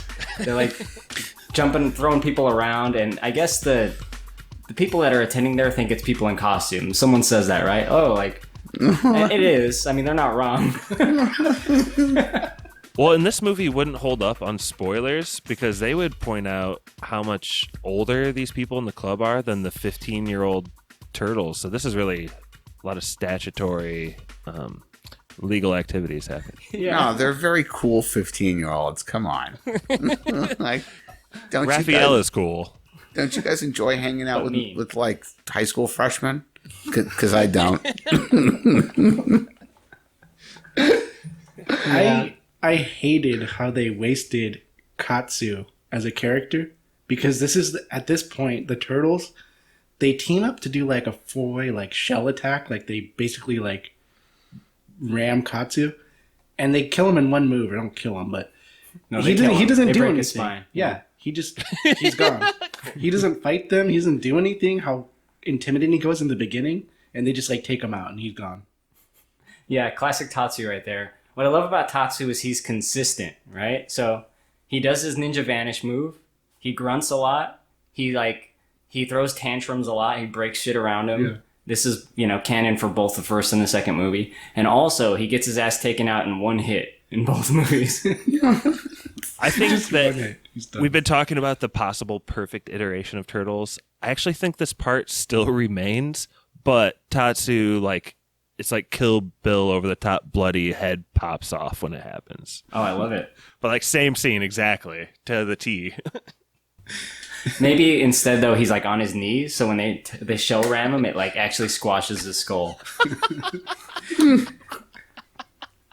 He's begging for his life actually, and they still do it. Tatsu, live! Let Tatsu live! As he's bleeding. He's I thought it was gonna be like a more classic trope where they were gonna fight Tatsu before they fought Shredder. Yeah, the mini boss. Yeah, like a mini boss. They gotta beat Tatsu first, and then they can fight Shredder. But I think that Keno should have shown up and fought Tatsu the way that Casey Jones fought Tatsu in the first Ninja Turtles. Keno does show up, but he doesn't really fight anyone at all. He just kicks the canister of ooze out of Shredder's hands. Yeah. And I think you could look at Tatsu actually as an amalgamation of what the second movie is versus the first. There's that scene in the first movie where he's actually gritty and gives crazy evil advice. He has this one student bow to him, and when he bows, he kicks him in the freaking face. Yeah. And he's never lower your eyes. That's the kind of guy Tatsu is. In this movie, he's the clown that gets stuck in the middle of their shells. Couldn't dodge that at all. He went from being Shredder's enforcer to Shredder's bitch. It's what happened? He didn't even throw one punch. He didn't fight at all. He didn't even throw anything. He didn't kick, punch, or do anything. He just threw some shit around in the room he was in his first scene, but that's it. But he didn't fight anyone. No, he just tossed a chair or something. But that scene with the shell smash, he could have been anywhere else in the room and it wouldn't have hit him like that. You gotta try some evasive maneuvering here. I wish they'd made more use of him. Obviously you can't have the bad guy win in a movie like this, but like I said, that dude's a legit martial arts master. He's written books about it, blah blah blah. He could have done some pretty cool fight scenes, and they never built him up through the whole movie. Yeah, they just never let him do anything really. Yeah. So what happens next is that the anti-mutagen that Talker and Razor took starts to take effect. So they first pass out, but then they become an actual little wolf and snapping turtle again. So they're out of the picture. You don't forget about the fire extinguishers. Okay, tell us about it. Don't forget about the burping prior to the fire extinguishers. Right? So they're burping and it's releasing gas from their stomachs, and the professor says that they need the gas levels to stay high in order for the effect to take. So they find fire extinguishers, which apparently have this chemical in them, and jam them down Toka and Razor's throats and then set them off. Does the science hold up, Steve? Absolutely. If you want to turn a mutated wolf and snapping turtle back into their original selves, this is the method through which doctors have agreed you should be doing it. So. 9 out of 10 doctors agree. Right. It's widely accepted in the scientific community. Right. Experts on mutagens all agree about this. So, throwback to your guys' T2 episode. One of your guys' favorite parts of that movie was when the T-1000, I think, goes from like pool on the floor to like a human, or whenever he like changes, and like it's clearly a part that they spent a lot of budget on to make that cool. But if you look at Turtles, they just like use a cheap cut to some animals, and like they're cute, but they really miss an opportunity to like, I don't know, show something actually artistic or something. I don't know. I think it might have been outside the realm of Jim Henson's Creature Shop at that point. Well, I mean, I don't want to spend too much time on it, but the part of the science, so to speak, that doesn't make any sense to me really is like, how do they shrink and they get bigger and their bones change? Their faces just make the transformation makes no sense in any case. Yeah, and you're right. It is kind of a cheap shot. Like they just show like just the animals just on the dance floor. It's like, oh, they're back to normal.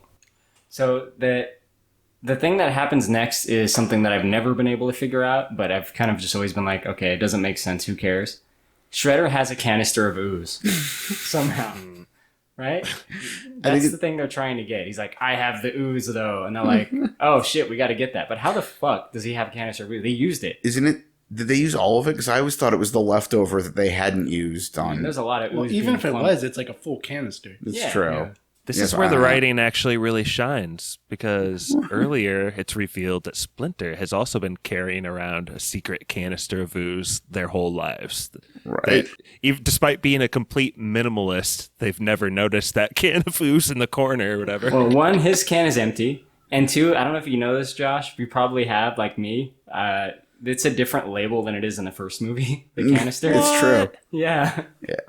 So when he like is telling his story to April about how they became turtles, it shows the canister broken and the turtles in it. It has a completely different label. No, that's symbolic. That's unreliable narrator, actually, and that's symbological of some stuff. Yeah, Splinter's going senile. Time to stick him in a home.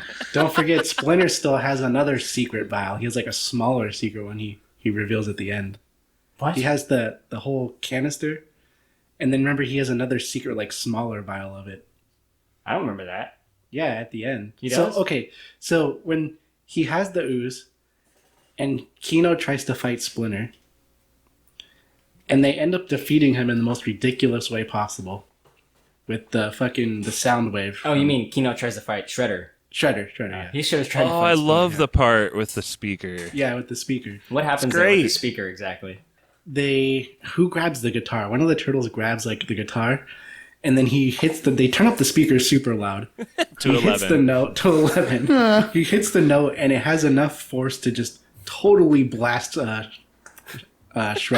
Yeah, like, Back to the like, Future flying, style. Yeah, it's like fucking Marty McFly. Yeah, like You an don't like that, explosion. Alan? That part's awesome. And I'm pretty sure it's not a guitar, it's a keytar. Okay, and the guitar. And he hits the keyboard part of the keytar. The keytar is one of the greatest accomplishments of the 1980s, and it's due some respect. The explosion is just like, it's like a literal like explosion, like so much force that Shredder just goes flying. like, and no one else seems to be affected. It's like just directed just at Shredder. Man, they should have used that in the first movie when he was whooping their asses. So he gets blasted out of the club, seemingly defeated. They go to follow him outside, right, Steve, Yeah. to the docks? Yeah, well, Back to the docks. right. Here we go again. Are they? They do go outside, but are they really following him at that point? Because I think they think he's just been kind of blasted away somewhere. I'm trying to remember. I'm pretty sure they go like looking for him. Oh, maybe it is to go look for him, and they seem to think they don't really see him at first. They seem to think it's all over. Yeah. And then he shows up as Super Shredder. Because he had the secret vial. Remember I mentioned Oh, that? He had the okay. secret vial, and that's how he turns into Super Shredder. I see. Yeah, so he drank it or whatever? Yeah. Off screen, I Or guess? poured it on himself or something. He must have yeah. drank that whole thing. But it's weird, like he gets huge and the armor changes size and shape to match his new body shape, and none of his clothes tear. Like, it's very weird he get that much bigger and that all still fits in, but that's I fine. love you, Steve. I have in my notes about the biological effects of this mutagen affecting the metal armor. Dude, I have that exact same note, because that's what I thought too. Like, how does it make his armor bigger? It has more spikes. And he it's should have it's popped sharper. out of all of it. It doesn't make any sense. His armor has more spikes and the blades are sharper. I mean, it doesn't make any sense Bruce Banner's pants don't come all the way off, but at least there's a practical reason they don't want his dong hanging out. Like, so, like but this makes no sense at all. And yeah. But if you let go, and as a kid, Super Shredder is awesome looking. Oh, yeah, don't get me wrong. It's still one of my favorite moments in the film. It's fucking ridiculous, but I love the way he looks. I love that he goes so hard about it at the end. Like, there's that moment where Raph's like, if you don't stop collapsing this pier, we're all going to die. And Shredder's just like, so fucking be it, and throws him and just keeps doing it. I'm like, there's the Ninja Turtles. Where was this Shredder like an hour ago? Like, dude, I agree completely. I thought pretty much the same thing. Right. He looked badass when he was Super Shredder. And that was, I think, one of those moments. It's weird. It's a combination. It's like, on the one hand, you can tell they're trying to keep it light. It definitely feels a lot like a moment from the cartoon. But at the same time, it's just like the guitar part. That does. Yeah. Too. Yeah, you're right. But somehow it also, at the same time, feels a little darker. Right? Sorry. It feels a little darker at the same time, and Shredder's basically like, I will kill myself just to know I took the 4 of you out with me. Like, did you guys have the Super Shredder toy as a kid? Hell yes. Yeah. Okay, we all did. Nice. Alan? Right. No, I didn't have that. Come on, man. He knew of it. What was the other dude's name? the poster. What was the character's name on the cartoon? That had a huge body and the tiny head and the yellow glasses? Krang. Yeah, there you go. Yeah, that guy was awesome. Yeah. So Super Shredder tries to fight the turtles, I guess, but ends up collapsing the whole dock that they're on top of him and the turtles. And they all get plunged into the water with tons of debris falling on them. Right. See, I remembered that being dead. epic, but on the rewatch, he gets hit by 2 or 3 boards. I'm sorry, but it's not the whole upper floor of that place doesn't fall through or anything. Yeah, it should have been more severe than that. But I have a feeling it's another one of those, we don't know how many more of these we're going to make. We need to be able to have him come back to life again. So, yeah. I hated that ending. I hated that part because Shredder just played himself. The turtles didn't actually even beat him. Congratulations. You played yourself. They didn't fight him. They won because Shredder just went insane and collapsed the boardwalk on himself. That's the stupidest ending. Shredder's so cool. And even Super Shredder. Super Shredder's way cool. And right. He wins. The turtles win by default because he just went out of control. There was no epic battle. They didn't win. They didn't beat him. Well, they did, but they didn't. Right. He probably would have killed them all. Yeah, it is kind of a shame. Yeah. It was such a cheesy way to go out. They should have had a battle. They didn't fight. There was no epic ending battle. But the turtles live because I guess since they're aquatic creatures, they don't drown in the water. Yeah, they just jump into the water, which is why didn't you just do that to begin with then? What were you afraid of? Your turtles. Well, pollution is a huge problem. They really had to be rallied by Leonardo to remember that they were in fact turtles to jump into the water. No, he had to remember Splinter's thing. He's like, oh, we're masters of the environment or whatever. But that's not true, actually, because I took a note of that early in the movie. What Splinter's actual advice is, in this kind of serious setup moment, is remember, a true ninja is a master of all things. Oh, okay. So he actually blew the quote. Right? I mean, basically he's saying you have no room to fuck up at all. Yeah, true ninja is God.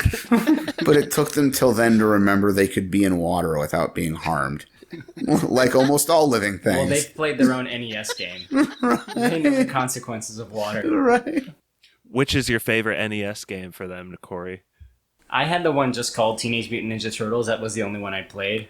So, the side-scroller one where you can switch between the characters and you can get, add-on throwing stars and stuff. I mean, they were all good. Fall of the Foot Clan for Game Boy was good, too. But isn't it kind of widely agreed upon that Turtles in Time is just the best one? Yeah, that was SNES. Yeah. Sure.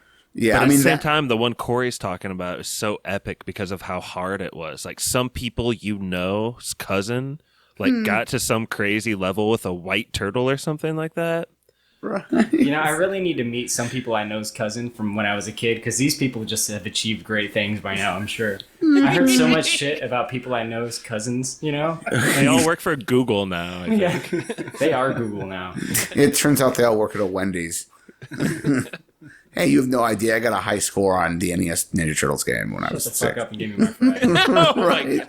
There's no cheese on my burger, dipshit. Fuck you, you little dipshit. Boom, there it is. Right.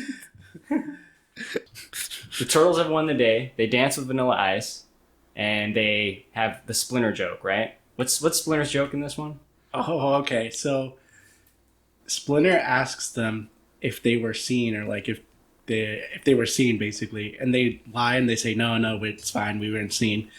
And then Splinter has like a newspaper, and he's like, I know because it's in the paper and it says ninja rap, and it has like a picture of them all dancing. And he makes a joke about it. He's like, something ninja rap. Yep, pretty good.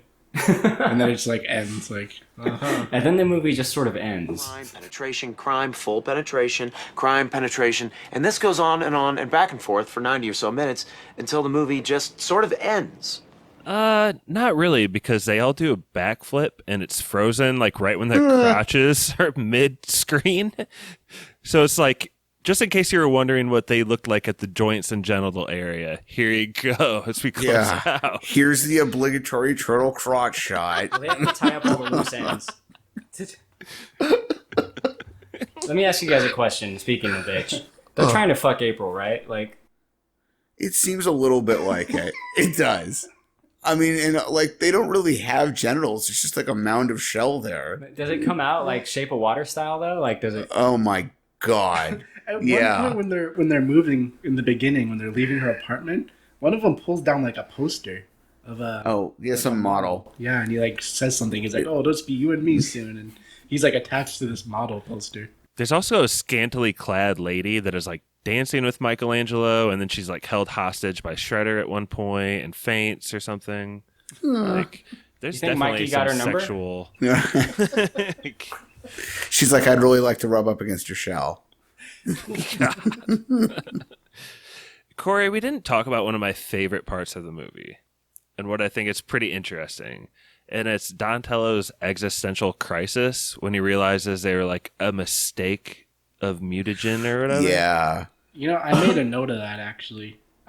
It's when they find out they were in an accident, or he tells them like they were a mistake, and he starts like freaking out about it. He's like, "There's supposed to be more. I thought there was more."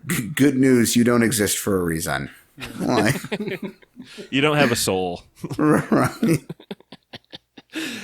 One thing I thought was interesting on this rewatch was like, I had always thought the lesson was like, it doesn't really matter if you're a quote mistake, like you make do with your life. But Splinter does have a quote where he's like, teases like this might just be the beginning of finding who we truly are. Did you catch that? Yeah. I don't really understand what he's trying to imply there, though. Splinter's kind of full of shit in this movie. Right?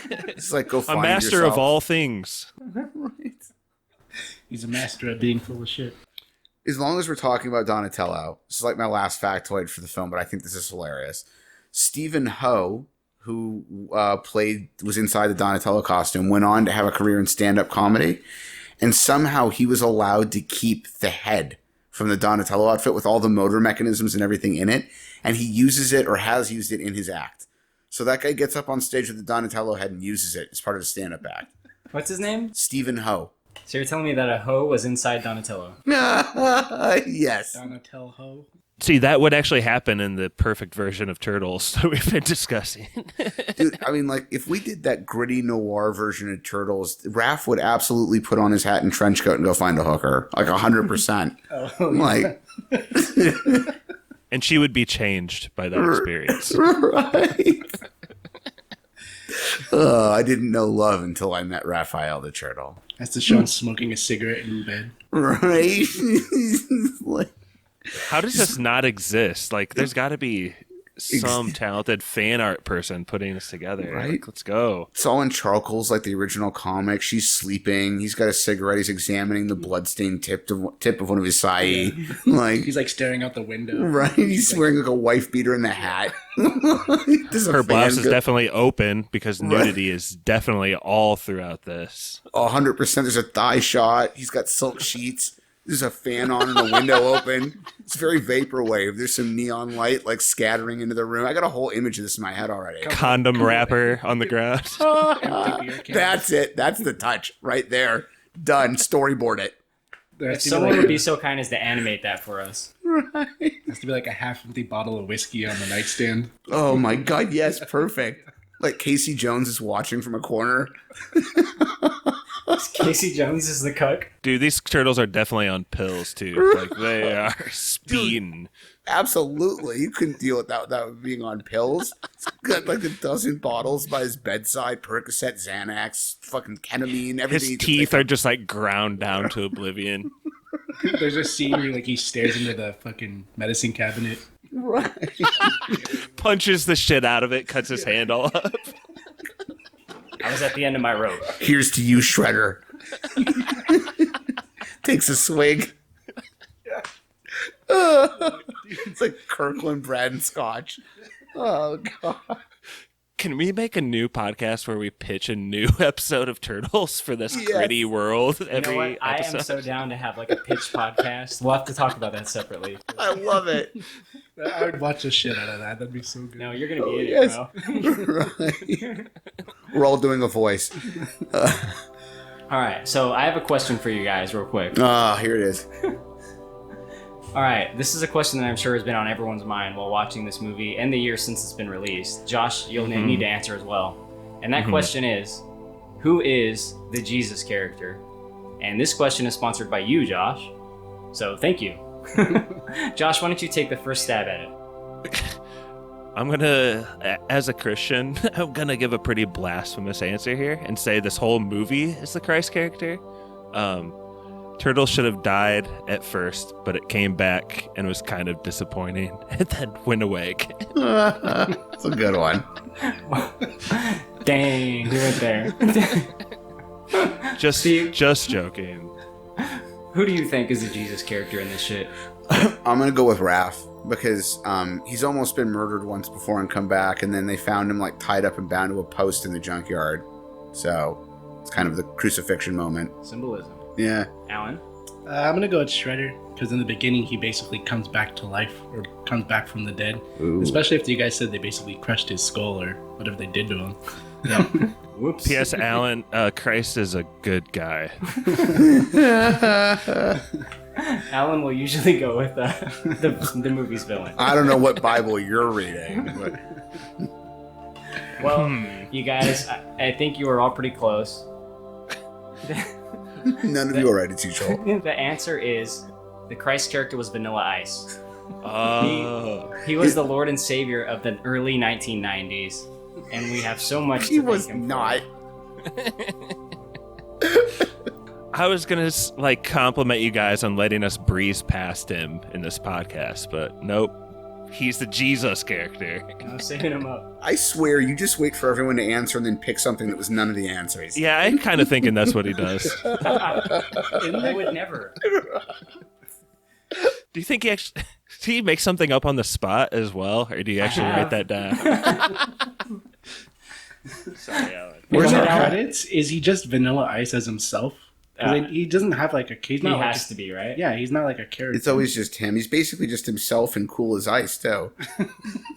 Now, Josh, I actually have another question. This one's just for you. You used to do this very, very frequently at the end of your spoilers episodes where you'd say so-and-so is like the Christ character, but I haven't heard it that much anymore. What happened to that? It's just not a very good bit, so he went away from it. Busted. Can that be brought back, please? We don't want to be the only ones doing it, so. No, yeah. Honestly, that's something that I always mean to do every single time, and it's a testament lately to how forgetful I personally am. A New Testament. There had to be a biblical joke in the use of Testament. It's just impossible to ignore. You set it up, Josh. I mean, come on. I'll take it. That was great. We're not actually doing a hat this time around because our last hat pick we haven't done yet, which is Last Action Hero. Oh, that's right. I'd forgotten all about that. Yeah. All right. So we're going to be doing that one next week. But it's time for ratings.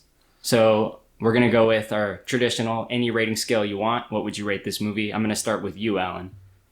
Okay, I would give this 6 out of 10 vials of ooze.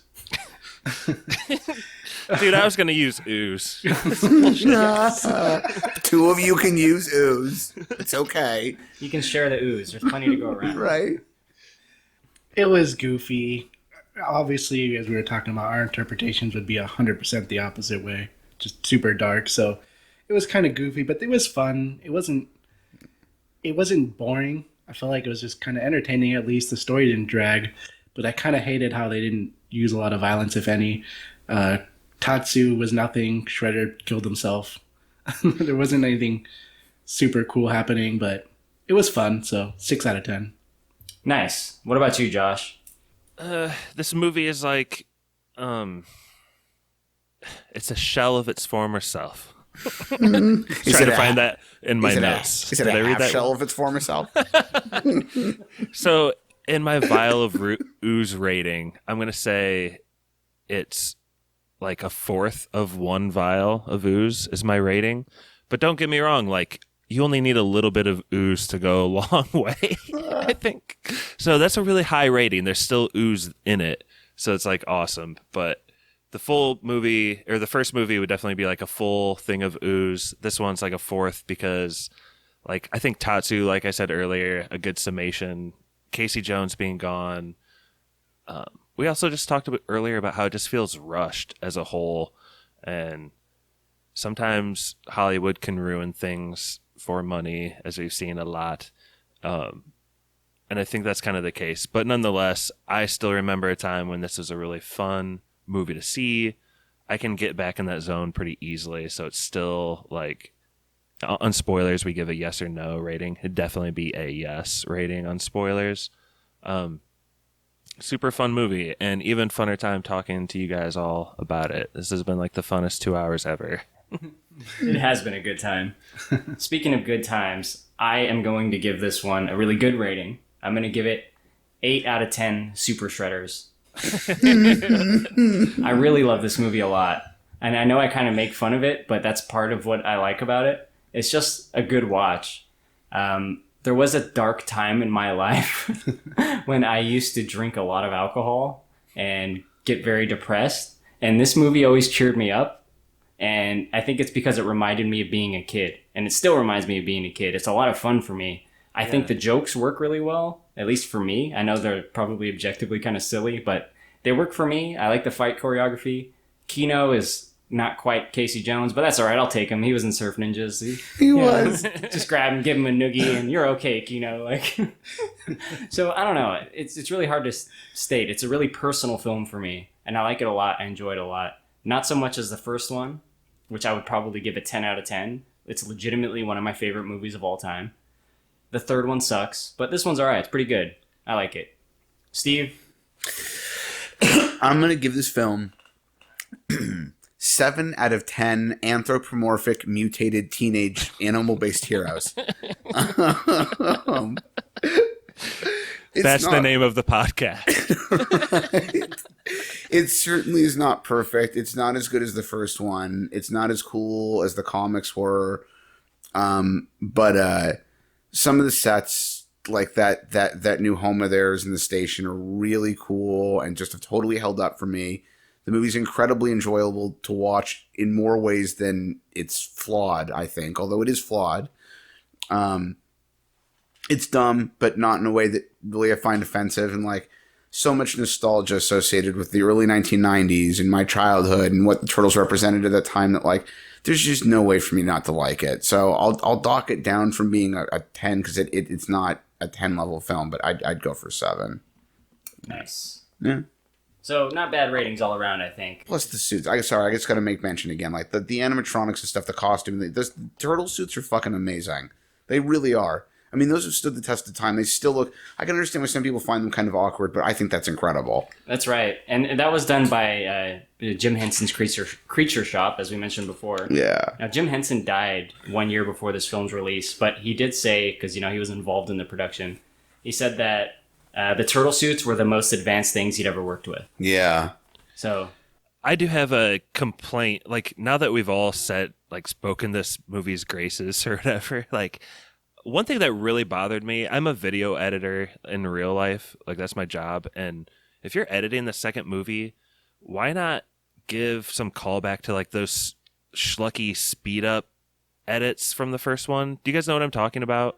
There's like some weird footage effects where they like actually speed up the turtles for like their mouth.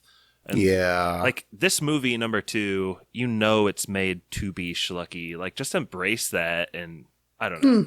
Yeah, I know what you're talking about. There's an example of that in the first film when they're going to April's apartment and they're leaving the sewer, and she says like, I can give you guys some pizza, and one of the turtles like rapid fire. Yeah, it pops up. And they have a little sound effect. Pizza. Let's go for it! Let's go for it. But yeah, I know exactly what you mean. Now, Josh, you're with Spoilers Podcast. Would you like to talk about that and plug your show here? Yeah, you should check out our Instagram, Podcast Spoilers. It's lit. I don't know. Just search for Spoilers on any device or whatever. Spoilers, ! Movie podcast. We're the cereal bowl. Pappy, our creator, was a little worried about me being the face of spoilers here today. So if I really sucked, just edit all the spoilers plugs out. But it'd be cool if they remained. We're friend podcasts. Hopefully no rivalry will be created yet. But hopefully Corey will do maybe a crossover episode someday. Oh, I would love to do that. That would be great to have all of the Spoilers guys and us. Might be a little bit cluttered, but I think it could be made to work. I do want to have Pappy on soon. So Pappy, if you're listening, you're next, buddy. Well, it'll have to be like our Infinity War / Endgame with so many characters. It might have to be an epic 2-parter that's like the culmination sort of thing. Yeah, I hope we got that huge budget too. We could do the prequels and just make a whole miniseries out of it. Get 8-10 episodes out of it. Said the magic word, the prequels. Right. So guys, if you want to write in, feel free to send us an email at bigdumbmovie@gmail.com. If you're listening on YouTube, please give us a thumbs up. It helps a lot. Leave a positive comment. Leave us a good rating on iTunes if you could as well. And if you like what you hear, you'll hear us next time on Last Action Hero. So thank you very much, Josh, for joining us. It was a really great time. I really enjoyed having you, and I'd like to have you again soon if that's cool. Yeah, that was fun. Yeah. Can't wait to be on again, possibly. Can't wait to listen to Last Action Hero. Love it. Awesome. Well, thank you very much for listening, fellas, and have a good one. See you later, man. Good night. Bye.